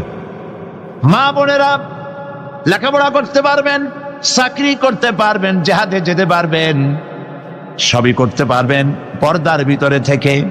আল্লাহ পাক কোরআনে কারিমে বলেছেন, ওয়াকারনা ফি বুয়ুতিকুন্না ওয়ালা তাবাররাজনা তাবাররুজাল জাহিলিয়াতিল উলা। ওয়াকারনা ফি বুয়ুতিকুন্না, তোমরা তোমাদের ঘরের মধ্যে থাকো, আর জাহিলিয়াতের যুগ মতো করে সাজসজ্জা করে তোমরা বেরিও না, আর চমক করে বেরিও না, সৌন্দর্য প্রদর্শনী করো না। পৃথিবীতে বিভিন্ন দেশে মিস সুন্দরী প্রতিযোগিতা হয় না? হয় কিনা? সুন্দরী প্রতিযোগিতা হয় পৃথিবীর বিভিন্ন দেশে। মিস চায়না, মিস থাই, মিস আমেরিকান, এভাবে নাম হয়। সুন্দরী প্রতিযোগিতা কি? সুন্দরী প্রতিযোগিতা করতে গিয়ে বিচারক মণ্ডলী সুন্দরীদের শরীরের যেসব জায়গা মাপজোপ করে তা কেবলমাত্র শয়তানের পক্ষে সম্ভব, মানুষের পক্ষে সম্ভব নয়। যারা এই বিচারক মণ্ডলী থাকে নির্লজ্জ বেহায়া, তারা কি তার নিজের মেয়ের, নিজের বোনের শরীরের সেসব জায়গা মাপ করতে পারবে? লম্পট। বাংলাদেশে সুন্দরী প্রতিযোগিতা কিয়ামত পর্যন্ত হতে দেওয়া হবে না। পর্দার বিষয়টি আলোচনা করতেছিলাম। পর্দা করা ফরজ। পর্দা করা কি? ফরজ। নবীজি বলেছেন, এমন এক সময় আসবে, ক্বালা রাসূলুল্লাহ সাল্লাল্লাহু আলাইহি ওয়াসাল্লাম, নিসাউন কাসিয়াতুন আরিয়া মুমিলাতুন মাইলাতুন রুউসুহুন্না কাল বুখতিল মাইলা লা ইয়াদখুলনাল জান্নাতা ওয়া লা ইয়াজিদনা রিহাহা, আখরাজাহু মুসলিম। আল্লাহর নবী বলেন, এমন এক জামানা আসবে যখন বস্ত্র পরিধানকারিণী উলঙ্গিনী হবে মেয়ে লোকগুলি, উটের চুটের মতো করে খোপা বেঁধে মরাল সময় হেলে দুলে পরপুরুষে সবচেয়ে আকর্ষণ করে রাস্তায় চলাফেরা করবে। এরা জান্নাতের কথা, জান্নাতের সুঘ্রাণও এদের না প্রবেশ করবে না। কাসিয়াতুন আরিয়া, বস্ত্র পরিধানকারিনী উলঙ্গিনী। কথা শুনতেছেন আপনারা? বুঝতে পারতেছেন? বস্ত্র পরিধানকারিনী উলঙ্গিনী, কাপড় পরছে, যা পরাও যা, না পরাও তাই, জান্নাতে যেতে পারবে না। এই জন্য অশালীন পোশাক বাদ দিতে হবে। রাসূলুল্লাহ বলেছেন আরাফাতের ময়দানে, তোমরা যেমন খাবে তোমাদের মেয়েদেরকে, স্ত্রীদেরকে তেমন পরাবে। তোমরা যেমন খাবে তেমন তাদের খাওয়াবে। তোমরা যেমন পরবে তেমন তাদেরকে পরাবে। কেউ কেউ এর অর্থ করেছে যেমন খাবো তেমন খাওয়াবো, এটা তো ঠিক আছে। যেমন পরি তেমন তাদেরই পরাতে হবে। তো পুরুষও প্যান্ট শার্ট পরে মেয়েদেরকেও প্যান্ট শার্ট পরানো শুরু করছে। নাউজুবিল্লাহ বলে। কিয়ামতের অনেকগুলি আলামত আছে। হযরত আলী রাদিয়াল্লাহু তাআলা হাদিস রওয়ায়াত করেছেন, কিয়ামতের পূর্বে 15টি লক্ষণ প্রকাশ পাবে, তিরমিজি শরীফের হাদিস। তার মধ্যে একটি লক্ষণ হলো এই, মেয়েরা পুরুষের পোশাক পরবে, পুরুষরা মেয়েদের পোশাক পরবে। এটা তো শুরু হয়ে গেছে। শুরু হয়েছে কিনা? মেয়েরা, আমাদের দেশেও এই প্রচলন শুরু হয়েছে। কোনো কোনো ক্ষেত্রে মহিলারা প্যান্ট শার্ট ইত্যাদি চাদরবিহীন এগুলি পরে রাস্তায় বেরোনো শুরু হয়ে গেছে। আর পুরুষগুলি, আমাদের দেশে এগুলি কম, বিদেশে দেখেছি কানে দুল পরে। আমাদের দেশে দুল পরা শুরু করছি কিনা আমার চোখে এখনো পড়ে নাই। আছে, আমি তো এত খাতায় দেখি, তারপরেও আমার নজরে পড়ে নেই। তবে চেন পরা দেখেছি, সোনার চেন বহু নজরে পড়েছে। সে গলায় পরে পুরুষ মাঘের পৌষের প্রচন্ড শীতে সামনের 3-4টা বোতাম খোলা রাখে, যাতে মানুষে বুঝে উনি একখান কিছু পড়ছে। হারাম, হারাম। পুরুষের জন্য এক রত্তি স্বর্ণ জায়েজ নাই। কারো যদি থাকে এগুলি খুলে আজই, বউ থাকলে বউরে দাও, না থাকলে বোনেরে দাও, থাকলে কিছু যদি না থাকে বাক্সে উঠায় রাখো, বউ আসলে তারে পরাই দিও, তোমার জন্য হারাম। বিদেশে কানে দুল পরে, নাকে ফুল পরে। আমি অবাক হয়েছি, ঠোঁটে রিং, ঠোঁটে জিহ্বাও রিং পরে। ভাত খায় কেমনে আল্লাহই জানে। শয়তান কারে বলে না, আমার দেশে জিহ্বায় ঠোঁটে রিং আমি দেখি নাই। আমি ইউরোপ আমেরিকা দেখেছি, মাথার চুল চতুর্দিক থেকে কেটে মাথার চান্দির উপরে তালপট্টির দ্বীপের মতো বানায় রাখে। আবার দুই দিক থেকে কামাইয়া মাথার উপরে তাল পাতার মতো রঙিন করে চুল খাড়া করে রাখে। আবার পিছনে চুল ছোট ছোট কেটে, ছোট করে কেটে ওইখানে বাড়ির নম্বর, রোড নম্বর, টেলিফোন নম্বর লিখে রাখে। আমি দেখে বলছি, শয়তানে যদি এই সব দেখে আলী কানবে আর বলবে যে আমি শয়তান হয়েছিলাম কেন। কত মারাত্মক হয়ে গেছে মানুষ এই শয়তানদের করে, নাউজুবিল্লাহ বলে। এই জন্য পোশাকের ব্যাপারে মা বোনরা কেমন পোশাক পরবে আল্লাহ পাক কোরআনের মধ্যে বলে দিয়েছেন। ওরা সমান অধিকার দিতে চায়, নারীকে পুরুষ বানায়া পুরুষের সমান অধিকার দিতে চায়, আর ইসলাম নারীকে নারীর মর্যাদায় রেখে পুরুষের সমান অধিকার। কথাটা পার্থক্য আছে কি নাই? বুঝতে পেরেছেন কিনা? নারী পোশাক শালী মার্জিত। আল্লাহ পাক কোরআন শরীফের মধ্যে বলেছেন, মহিলারা এমন একটা কাপড় পরবে, যেই কাপড়টা এমন শাড়ি পরার পর অথবা সালোয়ার কামিজ পরার পর, কাপড় পরার পর এর উপর একটা চাদর পরবে, এমন যেই চাদরটা মাথাটা, গলাটা, বুকটা ঢেকে যায়। এমন একটি চাদর পরা আল্লাহ পাক ফরজ করে দিয়েছেন প্রত্যেকটি বয়সপ্রাপ্ত না করে। সেই জন্য মা বোনদেরকে তাদের কাপড় চোপড় শালীন হতে হবে। কোরআন শরীফ আল্লাহ পাক বলেছেন, ওয়ালা তাকরাবুজ জিনা ইন্নাহু কানা ফাহিশাতান ওয়া সা সাবিলা। জিনা করার কথা, জিনার নিকটটিও হয় না। এখন জিনার নিকটটি কিভাবে হয়? জিনা করা তো দূরের কথা, জেনার কাছেও যেও না। জেনার কাছে যাওয়ার জন্য এগুলি হচ্ছে রুট, অশ্লীল গান, অশ্লীল বাজনা, সৌন্দর্য প্রতিযোগিতা, অশালীন অমার্জিত কাপড় চোপড় পরে রাস্তায় বেরোনো, এগুলি জেনা ব্যভিচার পথকে বাড়িয়ে দেয়। বলেন নাউযুবিল্লাহি মিন যালিক।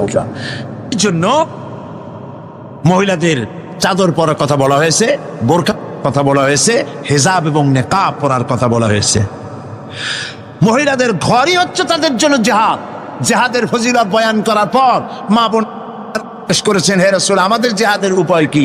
হুজুর বলেছেন, আলাইকুন্না বিল বাইতি ফাইন্নাহুম জিহাদুকুন্না। তুমি ঘরে থাকো, ঘরটাই তোমার জন্য জিহাদ। সন্তান প্রতিপালন করা এটাই তোমার জন্য জিহাদ। নারীরা ব্যবসা করতে পারবে, রাজনীতি করতে পারবে, সমাজনীতি করতে পারবে, সব পারবে, কিন্তু পুরুষের সাথে অবাধ মেলামেশা থেকে নিজেকে অবশ্যই দূরত্ব ব্যবধান রেখে তাকে চলতে হবে। অবাধ মেলামেশাকে ইসলাম হারাম করেছে। রহমানির রহিম। এই বিশ্ব পরিস্থিতির একটি পরিসমাপ্তি ঘটে যাবে। বিশ্ব পরিস্থিতির পরিসমাপ্তির পর কিয়ামত অনুষ্ঠিত হবে। সেই কিয়ামতের দিন দুটি ভাগ হবে, এক ভাগ যাবে জাহান্নামে আর এক ভাগ যাবে জান্নাতে। এখন এই জাহান্নামটা কি ধরনের হবে সে সম্পর্কে কোরআন বলছে, ইন্না জাহান্নামা কানাত মিরসাদা।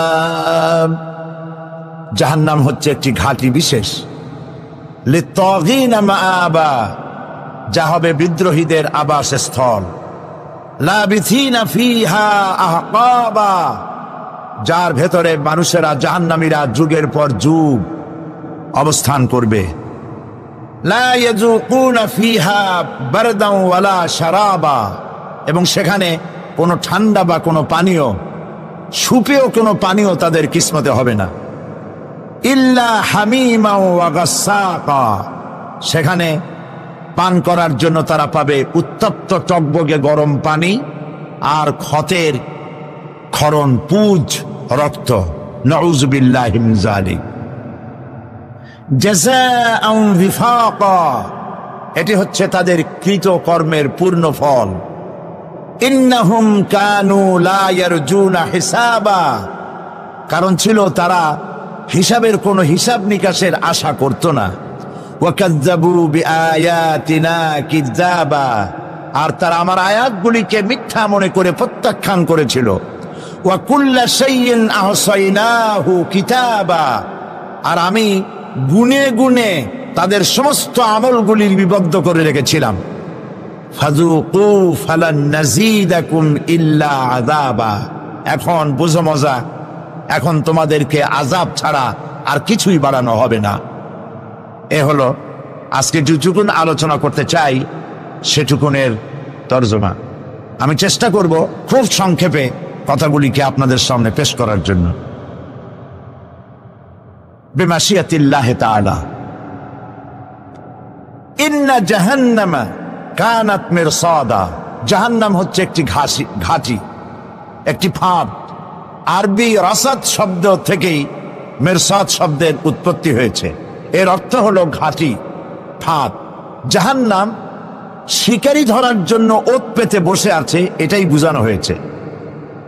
জাহান্নামের শিকার তারাই হবে যারা পৃথিবীতে আল্লাহ পাকের আনুগত্য করেনি, নবী করিম সাল্লাল্লাহু আলাইহি ওয়াসাল্লামকে বিশ্বাস করে নাই, ইসলামী আন্দোলনের সঙ্গে বিরোধিতা করেছে, তাদের জন্যই কিয়ামতে জাহান্নাম হবে।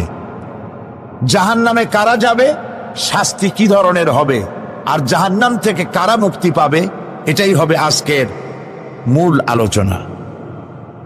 আল্লাহ রাব্বুল আলামিন কোরআনে কারীমের মধ্যে বলছেন, ওয়ালাকাদ যারানা লিজাহান্নামা কাসীরাম মিনাল জিন্নি ওয়াল ইনস লাহুম কুলুবুন লা ইয়াফকাহুনা বিহা ওয়া লাহুম আ'য়ুনুন লা ইউবসিরুনা বিহা ولهم آذان لا يسمعون بها أولئك كالأنعام بل هم أضل أولئك هم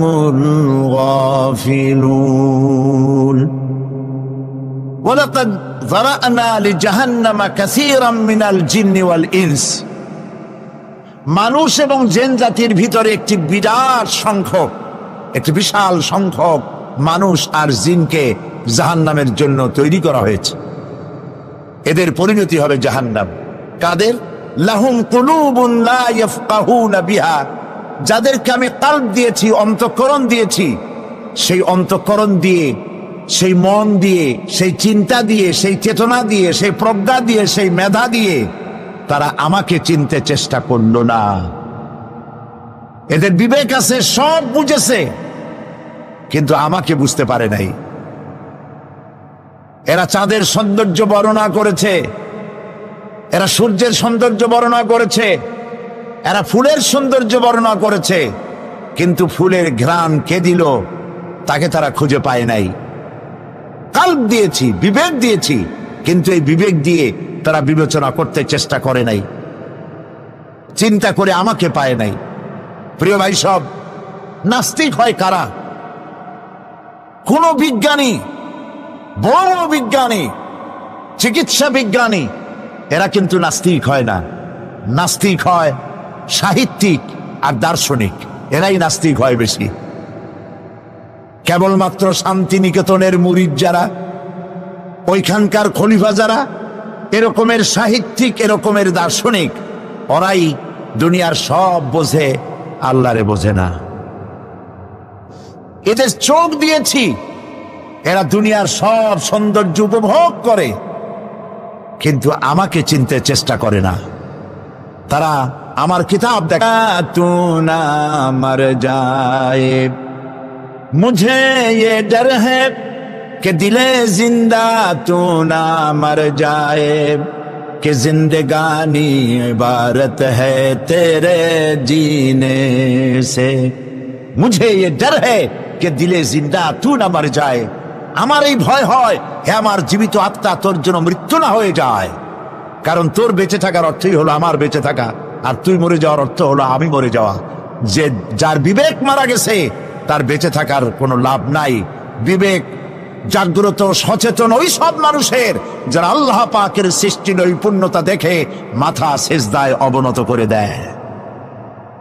আল্লাহ পাক বলছেন, কলব দিলাম, গবেষণা করলো না, চোখ দিলাম, দেখলো না, কান দিলাম, শুনলো না। এদের অবস্থা কি? আল্লাহ রাব্বুল আলামিন বলেন, উলাইকা কাল আনআম, এরা চতুষ্পদ জানোয়ারের মতো, এরা পশু। এরপরে আল্লাহ পাক বলছেন, বালহুম আদাল, পশুর চাইতে নিকৃষ্ট। প্রিয় ভাই সব, জাহান্নাম বড় কঠিন জায়গা। হাসরবাসীরা জাহান্নামের গর্জন শুনতে পাবে। খুব কঠিন জায়গার দিকে আমরা প্রতি মুহূর্তে অগ্রসর হচ্ছি। আল্লাহ যেন জাহান্নাম থেকে আমাদেরকে রক্ষা করেন, আমরা বলি আমিন। কিয়ামতের ময়দানে জাহান্নামের গর্জন হাসরবাসীরা শুনতে পাবে। আল্লাহ রাব্বুল আলামিন বলেন, ইদা উলকু ফিহা সামিউ লাহা শাহীকান ওয়া হুয়া তাফুর, যখন জাহান্নাম গর্জন করতে থাকবে, জাহান্নামের প্রচন্ড গর্জন, তাকাদু তামাইয়াজু মিনাল গায়ব, মনে হবে যেন জাহান্নাম গোসায় হেঁটে পড়তে চাইছে। কুল্লামা উলকিয়া ফিহা ফাওজুন সাআলাহুম খাযানাতুহা আলাম ইয়াতিকুম নাযীর, যখন কোন দলকে জাহান্নামের কাছে নিয়ে যাওয়া হবে, জাহান্নামের দ্বার রক্ষী বলবে, কেন জাহান্নামে আসলি? এই কঠিন জাহান্নামের পরিণতি সম্পর্কে কেউ কি তোমাদেরকে কিছুই শোনায় নাই? কোন সতর্ককারী কি তোমাদের কাছে আসে নাই? জাহান্নামীরা বলবে, ক্বালু বালা ক্বাদ জাআনা নাযীর, হ্যাঁ আমাদের কাছে সতর্ককারী এসেছিল। ফাকাযযাবনা ওয়া কুলনা মা নাযালাল্লাহু মিন শাই, আমরা সতর্ককারী আমাদেরকে জাহান্নামের কথা বলেছে, জান্নাতের কথা বলেছেন, আমরা এটাকে মিথ্যা মনে করেছি আর মনে করেছি আল্লাহ সব কিছুই নাজিল করে নাই। জাহান্নামীরা আফসোস করে বলবে, وقالوا لو كنا نسمع أو نعقل ما كنا في أصحاب السعير। আরে যদি শুনতাম, নাসমাউ মানি মানতাম, যদি মানতাম, আলেমেরা যা বলেছিলেন কোরআন থেকে হাদিস থেকে, নবীরা যা বলেছিলেন, যদি মানতাম আর যদি বুঝতাম, আমল করতাম, আজকে জাহান্নামের কঠিন শাস্তির মুখোমুখি আমাদেরকে হতে হতো না। প্রিয় ভাই সব, জাহান্নাম বড় কঠিন জায়গা হবে। এই জাহান্নামে কারো মৃত্যু হবে না। এই পৃথিবীতে রোগ হোক, যত বড় মারাত্মক রোগ হোক, একদিন রোগী জরাজীর্ণ হয়ে ক্লান্তি হয়ে মৃত্যু হয়ে যাবে ঠিক, কিন্তু মানুষ যখন জাহান্নামে চলে যাবে, মৃত্যু যতই কামনা করুক না, কোনো মৃত্যু আর আসবে না। আল্লাহ পাক বলেছেন, সুম্মা লা ইয়ামুতু ফিহা ওয়া লা ইয়াহইয়া। জাহান্নামের কঠিন শাস্তি, মানুষ সেখানে বাঁচবেও না, মরবেও না, এমন এক দুরবস্থার মুখোমুখি হতে হবে পৃথিবীর মানব মণ্ডলীকে, কাফেরদেরকে, যারা জাহান্নামে যাবে। জাহান্নামীরা মৃত্যু কামনা করবে, বলবে আরে যদি মরে যাইতাম। কোরআনে কারীমে রব্বুল আলামিন বলেছেন, লা তাদউ সুবুরান ওয়াহিদান ওয়ালা ওয়াদউ সুবুরান কাসীরা। এক মৃত্যু কামাই করো না, একটা মৃত্যু কামনা করো না। 1000 বার যদি মৃত্যু কামনা করো, মৃত্যু আর আসবে না। এই জাহান্নামের কঠিন শাস্তির ভেতরে মানুষকে থাকতে হবে। প্রিয় ভাই সব, এই জাহান্নামে সামান্য সামান্য পাপের কারণে, যে কোনো পাপের কারণেই জাহান্নাম হবে না। এই জাহান্নামে কারা যাবে তার একটি বয়ান আল্লাহ পাক কোরআন শরীফের মধ্যে বলে দিয়েছেন। একটি আয়াতের মধ্যে আল্লাহ রাব্বুল আলামিন বলেন, আলকিয়া ফি জাহান্নামা কুল্লা কাফফারিন আনিদ মান্নাইন লিল খায়রি মু'তাদিন মুরিব। প্রত্যেক অস্বীকারীকে জাহান্নামে যেতে হবে। যারাই আল্লাহ পাককে অস্বীকার করেছে তাদেরকে জাহান্নামে নিক্ষেপ করা হবে। যে সত্যের পথে প্রতিবন্ধকতার সৃষ্টি করেছে, ইসলামী আন্দোলনের সামনে বাধার সৃষ্টি করেছে, আর আল্লাহ পাকের সীমা লঙ্ঘন করেছে, দ্বীনের প্রতি সন্দেহ পোষণ করেছে, আর আল্লাহর সাথে শিরক করেছে, তাদের সকলকেই জাহান্নামে যেতে হবে। নাউযুবিল্লাহি মিন যালিক। আল্লাহ পাক এর থেকে আমাদেরকে হেফাজত করুন, আমরা বলি আমিন। প্রিয় ভাই সব, নবী রাসূলগণ তারা এই পৃথিবীতে আল্লাহর দেওয়া জীবন বিধান নিয়ে এসেছিলেন। একে অস্বীকার যারা করবে তাদেরকে কিয়ামতে জাহান্নামে নিক্ষেপ করা হবে। প্রতি মুহূর্তে আল্লাহর রহমতের উপরে বেঁচে থেকে যারা আল্লাহ পাকের কৃতজ্ঞতা স্বীকার করবে না, তাদেরকেও জাহান্নামে যেতে হবে। কোরআনে কারিমে আল্লাহ পাক বলেছেন, লা ইন শাকারতুম লা আযীদান্নাকুম ওয়া লা ইন কাফারতুম ইন্না আযাবি লাশাদীদ। আমার নিয়ামতের কৃতজ্ঞতা যারা স্বীকার করবে, আমার নিয়ামতের শুকর যারা আদায় করবে, আমি তাদের নিয়ামতকে বাড়ায় দেব।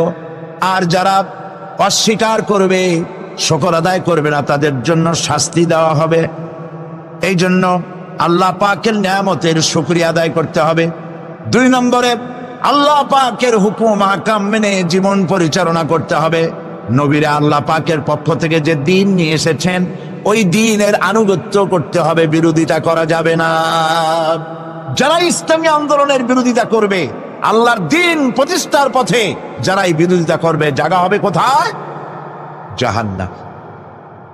ভাই সব, জাহান্নাম বড় কঠিন হবে। সেদিন কেউ সুপারিশ করবে না, কোনো উপায় থাকবে না। কিয়ামতের ময়দানে আমলনামা ছেড়ে দেওয়া হবে। জাহান্নামীদের আমলনামা পেছন থেকে বা হাতে আসবে। কোরআনে কারিমে আল্লাহ পাক বলেন, وأما من أوتي كتابه بشماله فيقول يا ليتني لم أؤت كتابيا। পেছন থেকে বাম হাতে যার আমলনামা আসবে সে বলবে, আরে আমারে যদি কিতাবটা, আমার যদি আমলনামা না দেওয়াই হতো কত না ভালো হতো, আমার যদি হিসাব না নেওয়া হইতো কত ভালো হতো। ওয়ালাম আদরি মা হিসাবিয়া ইয়া লাইতাহা কানাতিল কাদিয়া। আমার হিসাব যদি আমি আদৌ না জানতাম তাহলে কতই না ভালো হতো। হায় আমার মৃত্যু যদি দুনিয়ায় শেষ হয়ে যেত আর যদি এই ময়দানে ওঠা না লাগতো। মা আগনা আন্নি মালিয়া হালাকা আন্নি সুলতানিয়া।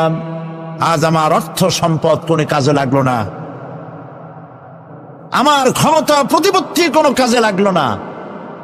বড় বড় বাদশাহ, বড় বড় প্রেসিডেন্ট, প্রধানমন্ত্রী কিয়ামতে এতিমের মতো দাঁড়ায় থাকবে, বলবে আমার দলবল কই, যারা সেলুট দিত তারা কই, টাকা কই, পয়সা কই, বিষয় কই, সম্পত্তি কই, কিচ্ছু পাবে না। প্রিয় ভাই সব, এই পৃথিবীতে ক্ষমতা যতদিন থাকে পুলিশ সেলুট মারে, আর্মি সেলুট মারে। আমল যদি খারাপ হয় ফেরেশতা যে কি দিয়ে মারবে চিন্তাই করতে পারেন। আমি লক্ষ্য করেছি পুলিশ, বিডিআর, আর্মি যখন সেলুট দেয় দুই রকম মারে, হাত দিয়া মারে আর বুট পায় আছে, এক জুতা আর এক জুতার সাথে ঠাস করে আরেকটা লাগা। আমি চিন্তা করছি দুইটা দেয় কেন, হাত দিয়েও দিল পাও দিয়েও দিল, অর্থ কি? অর্থ পরিষ্কার। সরকারের মন্ত্রী, সরকারের লোক, আপনি আমার সেলুট পাইতে পারেন, ব্রিটিশ নিয়মে মারল হাত দিয়া, আর একটা ইশারা দিয়া দিল, মারে হতি ইশারা।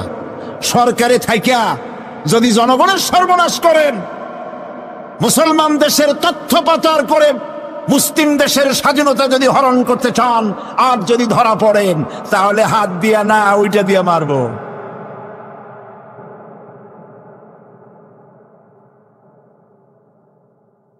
মানুষ কিয়ামতের ময়দানে রাজা বাদশাহ সব হয়রান হয়ে যাবে।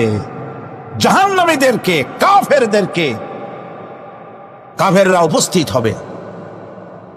কোরআনে কারীম আমলনামা বাম হাতে, বেঈমানদের বাম হাতে আমলনামা দিয়ে আল্লাহ পাক বলবেন, খুযুহু ফাগুল্লুহু সুম্মাল জাহিমা সাল্লুহু সুম্মা সিলসিলাতি যারউহা সাবউনা যিরাআন ফাসলুকুহু।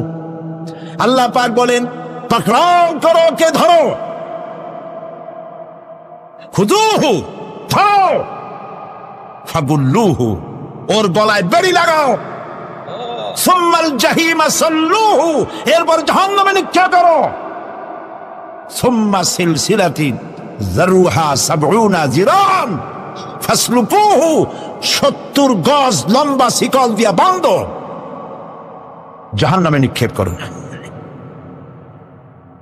এই জাহান্নামে ওই সব কাফিরদের জন্য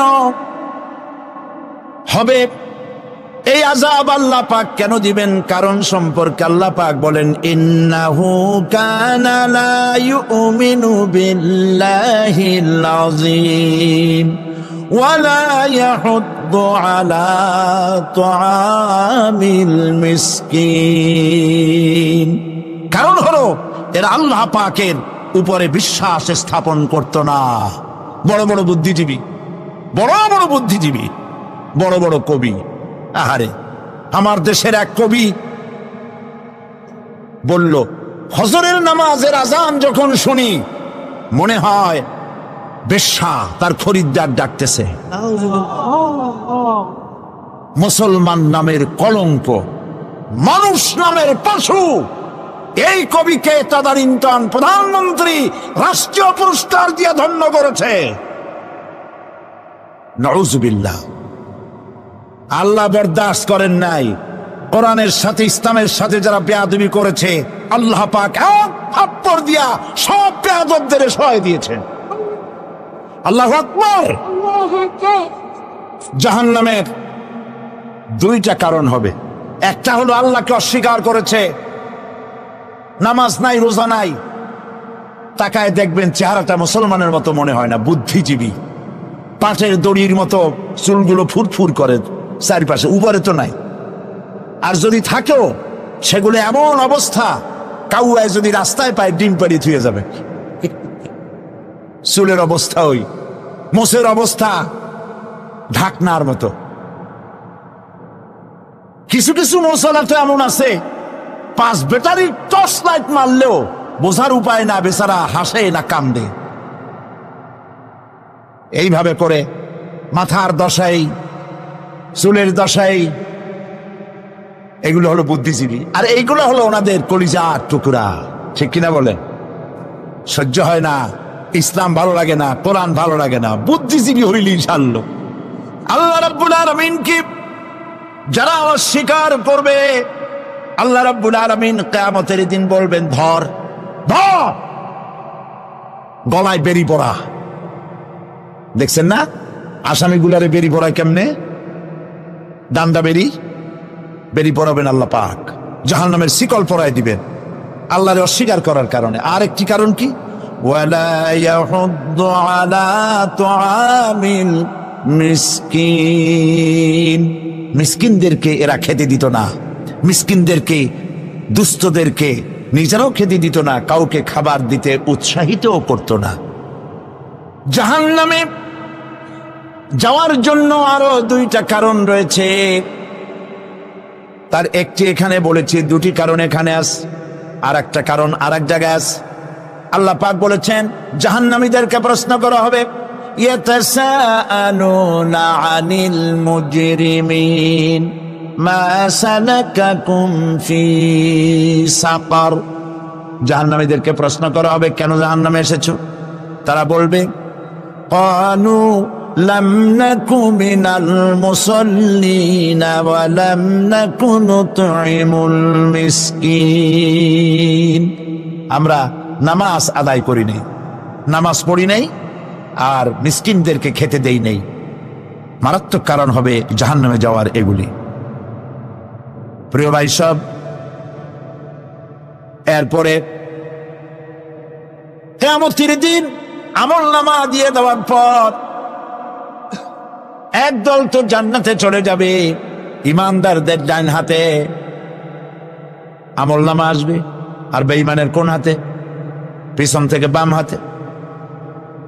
জাহান্নামীরা জাহান্নামে যাওয়ার পর তারা সেখানে বসে জান্নাতীদেরকে দেখতে পাবে।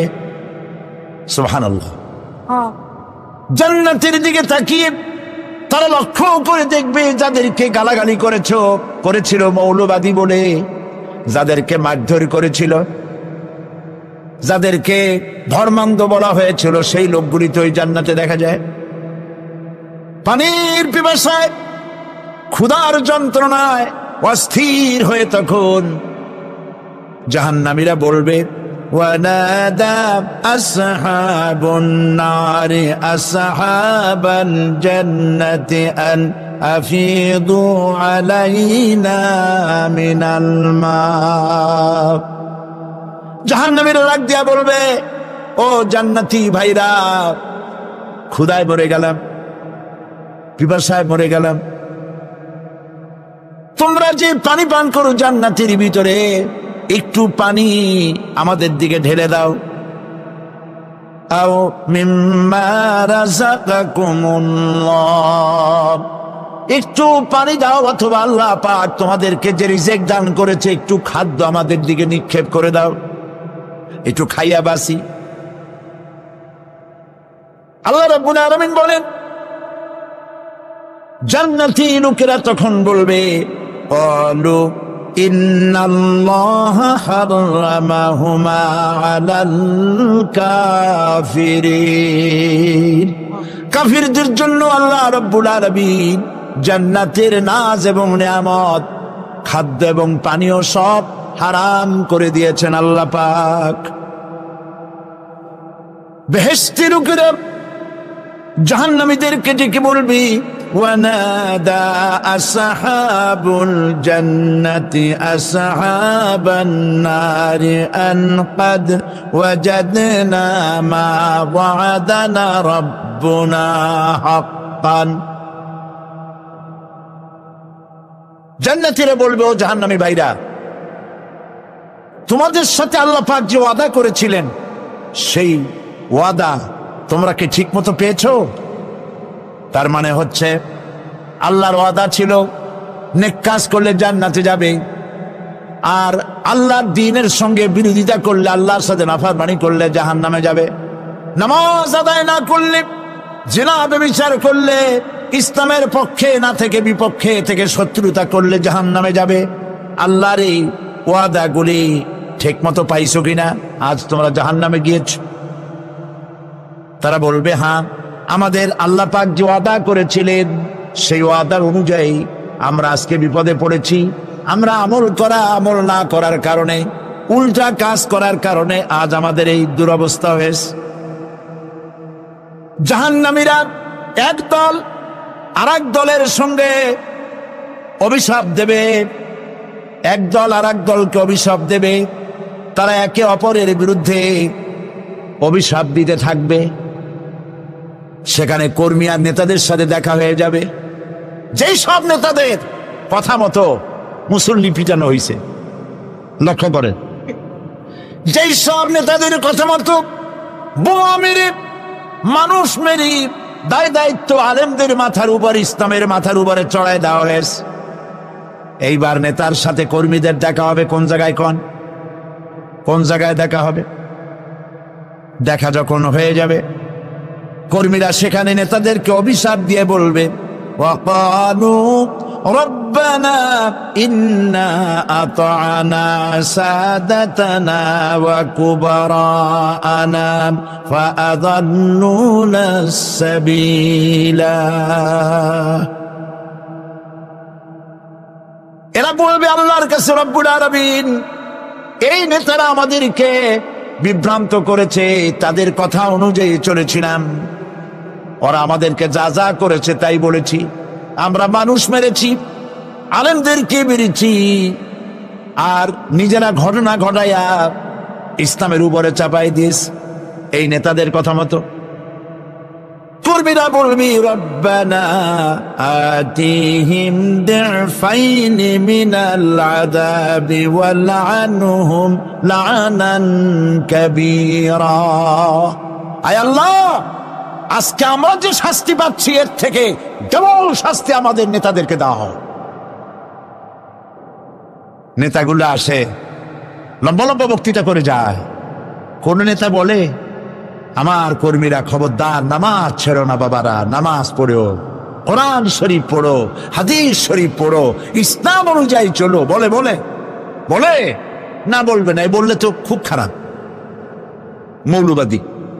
মৌলবাদী হয়ে যাবে, স্বাধীনতা বিরোধী, ইসলামের কথা বলছে, মুখে দাড়ি। নাউজুবিল্লাহ, বলেন নাউজুবিল্লাহ। সেই সময় ওয়াদার প্রাপ্ত জাহান্নামীরা বলবে, وقال الذين كفروا ربنا أرنا الذين أضلانا من الجن والإنس। কাফেররা তারা বলবে, আয় আল্লাহ, কে আমাদেরকে গোমরাহ করেছিল? তোমার দ্বীনের রাস্তা থেকে কারা সরায় দিয়েছিল? জেনেদের মধ্যে, মানুষের মধ্যে একটু দেখায় দাও। আরেনাল লাদাইনে আদাল্লানা, গোমরাহ করেছিল কারা? একটু দেখায় দাও। নাজআলহুমা তাহতা আকদামিনা লিয়াকুনা মিনাল আসফালিন। আমরা তাদেরকে আজকে পদদলিত করব, পায়ের নিচে রাখবো। সেদিন কর্মীরা নেতাদের সম্পর্কে এই কথা বলবে। প্রিয় ভাই সব, সেই কিয়ামতের ময়দানে কেউ কারো কোনো উপকার করতে পারবে না, নেতাও পারবে না কর্মীর উপকার করতে, আর কর্মীরাও তো পারবেই না। এই জাহান্নামের ভিতরে নেতা কর্মীদের কথোপকথনের মধ্যে শয়তানের সঙ্গে দেখা হয়ে যাবে। কার সাথে দেখা হবে? শয়তানের সাথে। এই যে কথাগুলি আমি বলছি, এগুলি গল্প, আমার বানানো কথা? চিল্লায় বলুন কার কথা? প্রিয় ভাই, সব কান লাগায় শোনেন, ফায়দা হবে। আল্লাহ যেন আমাদের ফায়দা দেন, বলি আমিন। ভাইরা আমার, এখন তো শয়তান দেখা যায় না। দেখা যায়? এখন দেখা যায় না, দেখলেও বোঝা যায় না কি কায়দায় কোন শয়তান আসছে, বুঝবার উপায় নাই। জাহান্নামের মধ্যে শয়তানের সাথে দেখা হয়ে যাবে। শয়তানের কথা মানুষেরা শোনে, গুনাহ করে নিজে। কবি বলেছেন, क्या हंसी आती है मुझे हजरत इंसान पर, क्या हंसी आती है मुझे हजरत इंसान पर, फेल बत्तू खोद करे और लानत करे शैतान पर। খারাপ কাজ নিজে করে দোষ দেয় শয়তানের। আসলে শয়তান তো প্ররোচনা দেয়। জাহান্নামের মধ্যে শয়তানের সাথে দেখা হয়েছে। শয়তানকে যখন সবাই অভিযুক্ত করবে, তোর কারণেই তো জাহান্নামে এলাম, শয়তান তখন বলবে, وَقَالَ الشَّيْطَانُ لَمَّا قُضِيَ الْأَمْرُ إِنَّ اللَّهَ وَعَدَكُمْ وَعْدَ الْحَقِّ وَوَعَدتُّكُمْ فَخَلَفْتُكُمْ।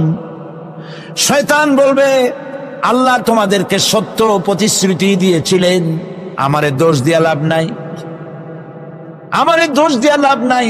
আল্লাহ পাক সত্য ওয়াদা করেছিলেন, তিনি ওয়াদা করেছিলেন তার কথা যদি শোনো, নামাজ যদি আদায় করো, জেনা যদি না করো, মদ জিয়া যদি না খেলো, সুদ ঘুষ যদি না খাও, আল্লাহ জান্নাত দান করবে। এটা ছিল তার ওয়াদা। আল্লাহ তার ওয়াদা পালন করে যারা তার হুকুম মেনে চলেছে তাদেরকে জান্নাত দান করেছেন। আর আমার ওয়াদা ছিল ভিন্ন। আমি ওয়াদা করেছিলাম, ঈদ ড্রিঙ্ক আর বিমেরি, খাওয়ার ফুর্তি করো, দুনিয়াটা মস্ত বড়, দুনিয়া কা মজা লে লো, দুনিয়া তোমারি হ্যায়। শয়তানের কথা। কার কথা? শয়তানের কথা। শয়তানের কথা মতো শয়তান বললো, আমি বললাম পরকাল নাই, দেয়ার ইজ নো গড। বুদ্ধিজীবী মার্কা কথা। শ্রেষ্ঠ বুদ্ধিজীবী কে? চিল্লায় কোন? আমি অনেকগুলো ওয়াদা করছিলাম, এইটা নাই সেইটা নাই, আল্লাহ রসুলের কথা মানা মানার দরকার নাই। এমনি করে আল্লাহ যে ওয়াদা করেছিলেন সমস্ত ওয়াদা তিনি পালন করেছেন, আর আমি যে ওয়াদা করেছিলাম আজ আমি খেলাফ করলাম। এমন জায়গায় বলবে যে এইটারে শোধ করার, এটা সংশোধন করার আর কোন উপায় নাই। শয়তান আরো বলবে, ওয়ামা কানা লি আলাইকুম মিন সুলতান, আর আমি যে ওয়াদাগুলি করেছিলাম এর পিছনে কোনো দলিল ছিল না। আলেমরা কথা বলছে, কথায় কথায় কোরআন বলছে, হাদিস বলছে। লক্ষ্য করে শুনতেছেন আপনারা? আলেমরা কথা বলেছে, কথায় কথায় কোরআন আর হাদিসের দলিল পেশ করেছে, আল্লাহর কথা রসুলের কথা পেশ করেছে। ওয়ামা কানা লি আলাইকুম মিন সুলতান, আর আমার কথার ভিতর কোনো দলিল ছিল না। আন্দাজে কয়ে গেছি, ভাইয়ের আমার, বোনের আমার, দিলাম একটা ডাক, ডাইনে তাকানো না, বায়ে তাকানো নাই, সবাই দিলা দৌড়। এখন আমারে দোষ দাও কেউ? এইসব দোষ দিয়ে কি লাভ নাই। ইল্লা আন দাউতুকুম ফাস্তাজাবতুম লি, আমি কি করছি? আমি একটা বক্তৃতা দিলাম, জ্বালাময়ী একটা ভাষণ দিলাম, আমি একটা আহ্বান জানালাম, কোন চিন্তা ভাবনা না করে আমার পিছনে তোমরা দৌড় দিয়েছ। কে বলবে? আহারে, আল্লাহ কি কোনো কথা গোপন রাখছেন? কোন গোপন রাখছেন? সব বলে দিয়েছে। কেন চিন্তা কর? নেতা একটা সে মঞ্চে দাঁড়ায় বক্তৃতা করতেছে, বেটা সারা জীবনে নামাজ পড়ে না, চেহারার দিকে তাকাইলে মনেই হয় না মুসলমান, মূল্যে পরে ফেরেশতা পর্যন্ত আশ্চর্য হয়ে যাবে, বেটা তুই শ্মশান তুই কবরে আসছিস কেন?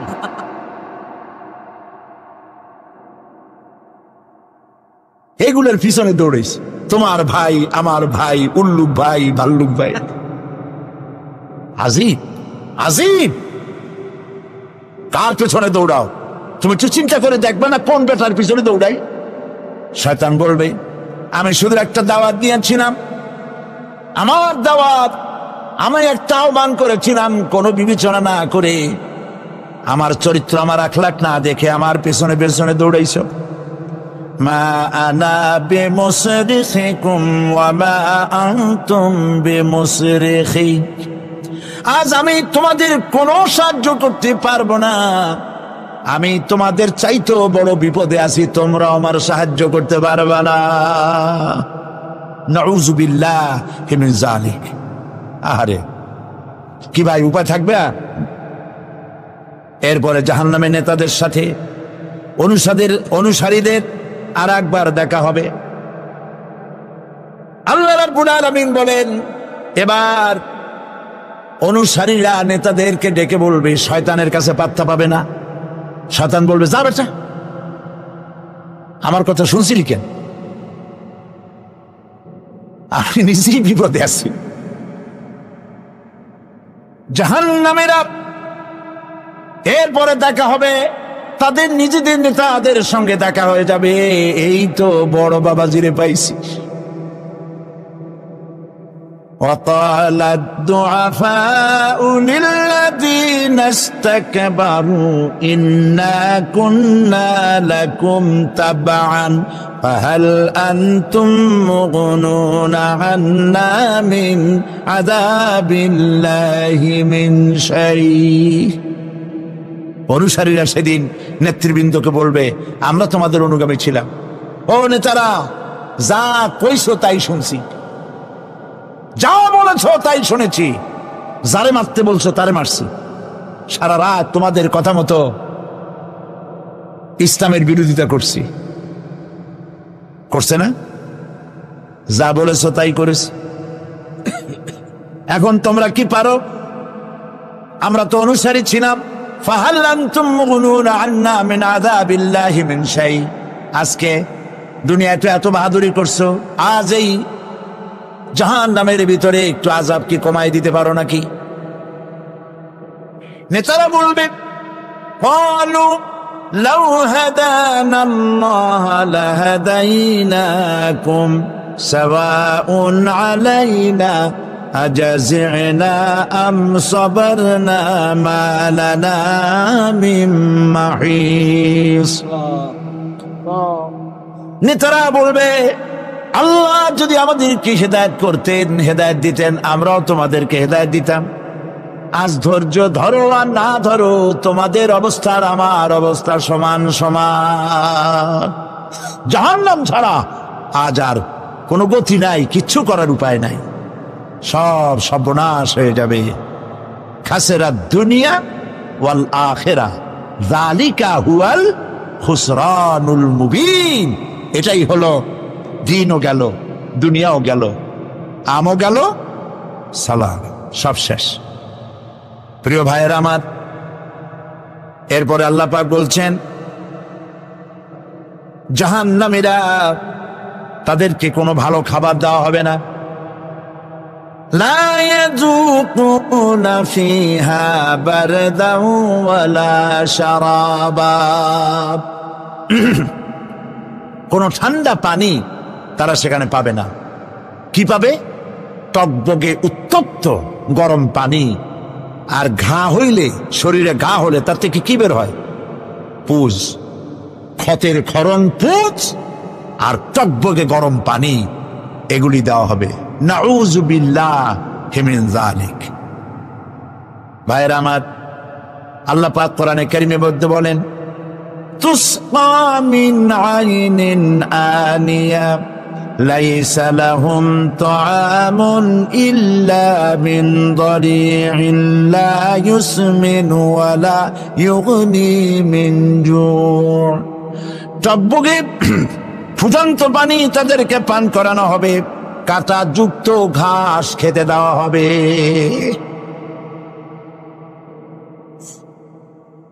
এতে করে তাদের ক্ষুধা মিটবে না, দেহেরও কোনো পুষ্টি হবে না,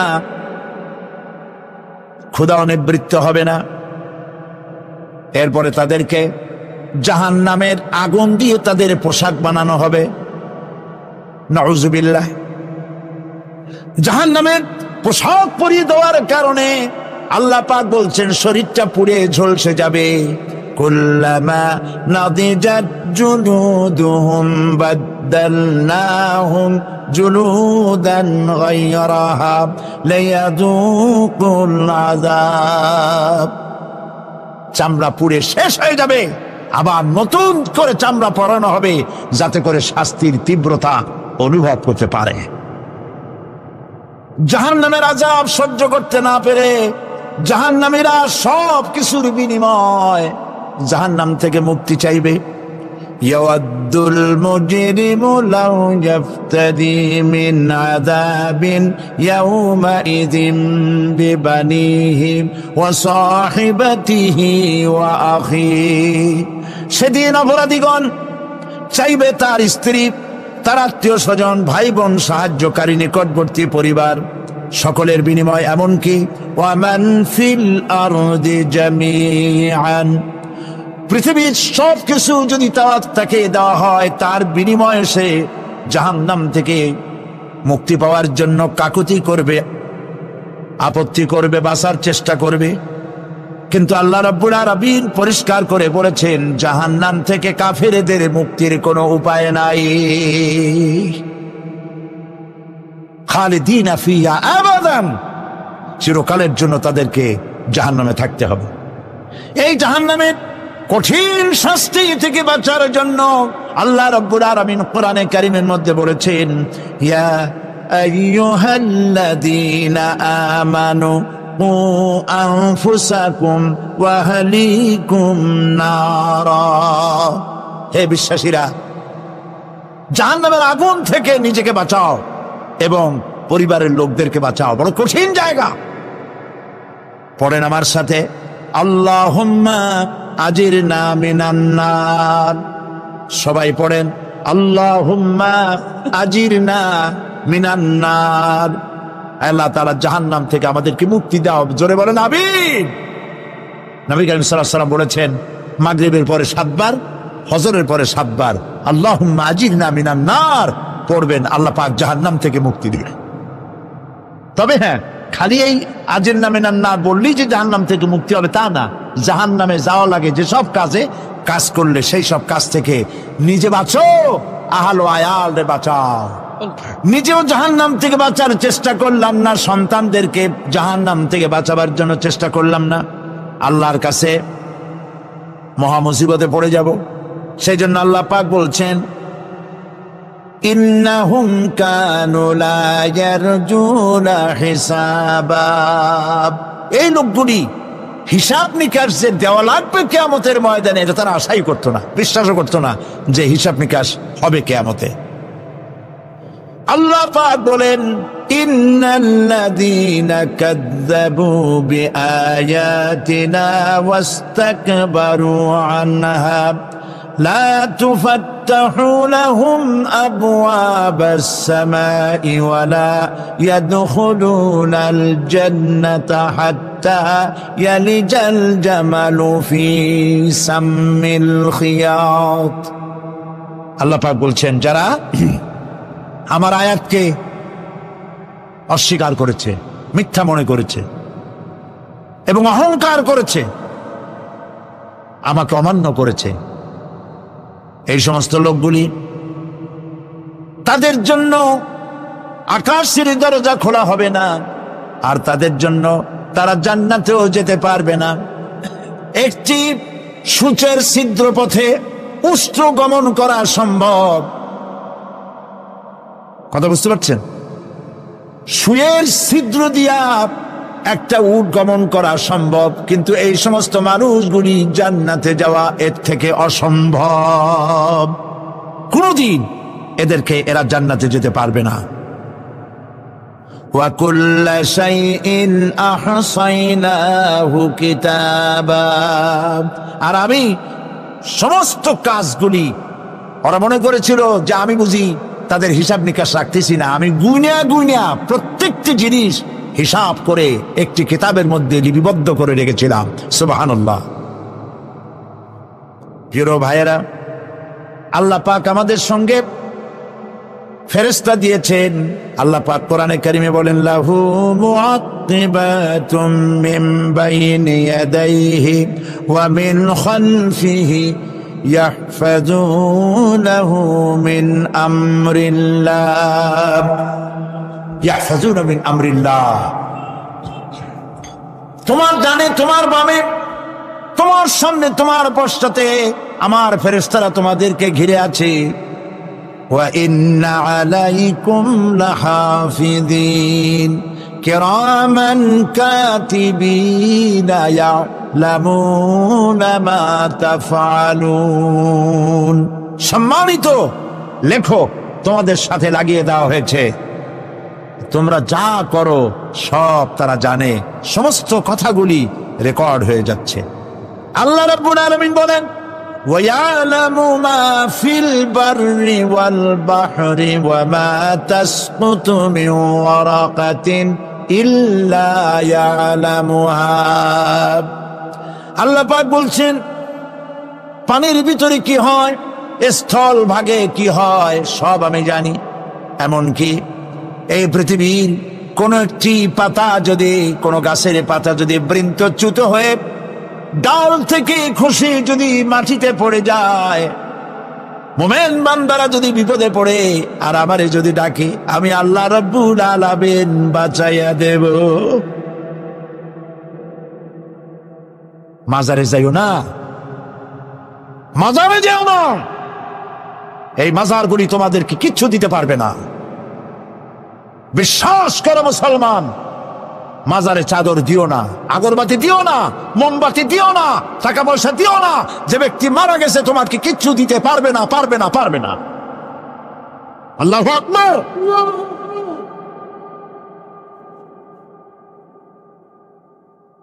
প্রিয় ভাই সব, আল্লাহর ওলিদের মাজার সংরক্ষিত থাকবে, আল্লাহর ওলিদের মাজার সংরক্ষিত থাকবে। আপনি যাইয়া বসছেন কোনো কারণে, সেখানে জিয়ারতের উদ্দেশ্য নয়, কখনোই নয়। যে বসছেন সিলেটে, এখন শাহজালাল রহমতুল্লাহ আলাইহির মাজার জিয়ারত করতে পারেন, কিন্তু নিয়ত করে যাইতে পারবেন না, রাসূলুল্লাহ নিষেধ করেছেন। আল্লাহর নিষেধ, আল্লাহর আদেশ মানা যেমন ফরজ, রাসূলুল্লাহর আদেশ নিষেধ মানা উম্মতের জন্য ফরজ।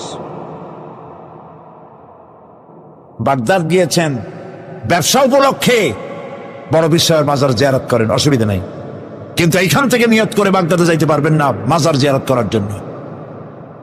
আজমের গিয়েছেন কোন কর্ম উপলক্ষে, এবার খাজা মঈনুদ্দিন চিশতি রহমতুল্লাহ আলাইহির মাজার জিয়ারত করতে পারেন, কিন্তু জিয়ারতের উদ্দেশ্য করে যেতে পারবেন না। হাদিসে সুস্পষ্টভাবে নিষেধ করা হয়েছে। কারণটা বলবো, কারণ হলো কলিজার মধ্যে একটা ভয় আর মহব্বত, বিশ্বাস, যিনি শুয়ে আছেন তিনি আমার কথা শুনবেন এবং আমার আশা পূরণ করবেন।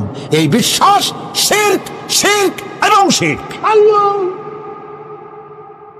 আপনি কবরের কাছে যাচ্ছেন, যার কাছে যাচ্ছেন, ধরেন খাজা মঈন চিশতি রহমতুল্লাহ আলাইহি, মাহবুব সুবহানি, কুতুবে রব্বানি, শেখ মহিউদ্দিন আব্দুল কাদের জিলানী রহমতুল্লাহ আলাইহি। মাতৃভাষা কি? আরবি। মাতৃভাষা কি? আরবি। খাজা মঈন চিশতি রহমতুল্লাহ আলাইহি মাতৃভাষা কি? আরবি। শাহজালাল রহমতুল্লাহ আলাইহি মাতৃভাষা কি? আরবি। আপনি যাই কইলেন, খাজা বাবা আমার ছেলে হয় না অনেক দিন, স্বাস্থ্য খুব খারাপ, ব্যবসায় উন্নতি হয় না, চাকরিতে প্রমোশন হয় না, আমার এই আশাগুলো পূরণ করে। আপনার কথা খুব বুঝলো, তাহলে 1 নম্বরে ফেল, মিস ফায়ার, আপনার একটা কথাও তিনি বোঝে নাই। 2 নম্বরে যার কাছে আর্জি পেশ করলেন তিনি কবরে আছে না কোথায় আছে এটা কি আপনি জানেন? 2 নম্বর ফায়ার ফেল। 3 নম্বরে যদি থাকেও চেতনা আছে না ঘুমে আছে তাও কিন্তু আপনি জানেন না। যদি ঘুমের সময় কয়ে থাকেন কোনো লাভ নাই, কোনো লাভ নেই। প্রিয় ভাই সব, এই জন্য চাইতে হবে এমন সত্তার কাছে যিনি সব ভাষা বোঝেন,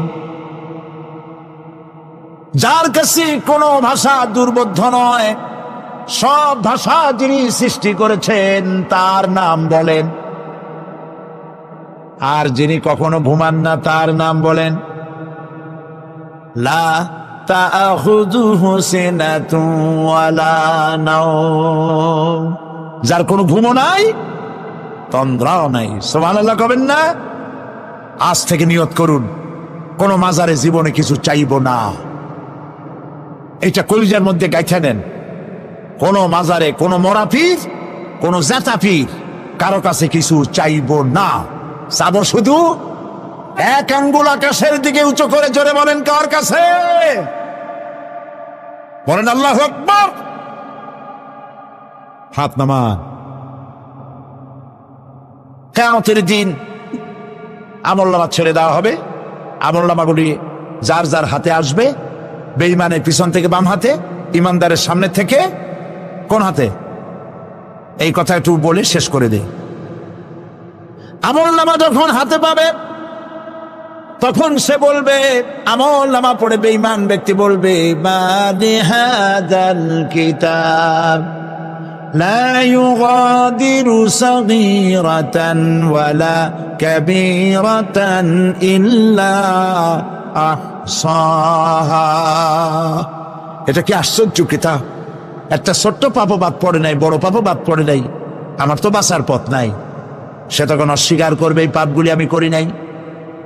কোরআনে কারীমে আল্লাহ রাব্বুল আলামিন বলেছেন, আল ইয়াউমা নাখতিমু আলা আফওয়াহিহিম ওয়া তুকাল্লিমুনা আইদিহিম ওয়া তাশহাদু আরজুলুহুম বিমা কানু ইয়াকসিবুন। জবান বন্ধ, হাতে কথা বলবে, পায়ে সাক্ষী দেবে। হাত সব কথা বলে দেবে, পায়ে সাক্ষী দেবে। আর যখন কোনো উপায় থাকবে না, তখন বান্দা বলবে, রব্বানা আখরিজনা না'মাল সালিহান গায়রাল্লাযী কুন্না না'মাল।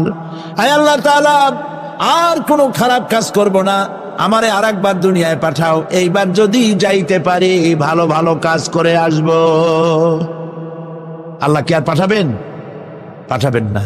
আল্লাহ পাক বলবেন, আওয়ালাম নুআম্মিরকুম, হায়াত দিছিলাম না, বহুত সময় পাইছো, আমার কাজ করো নাই, আজকে আর পৃথিবীতে ফিরে যাওয়া যাবে না। বিচার হয়ে যাবে।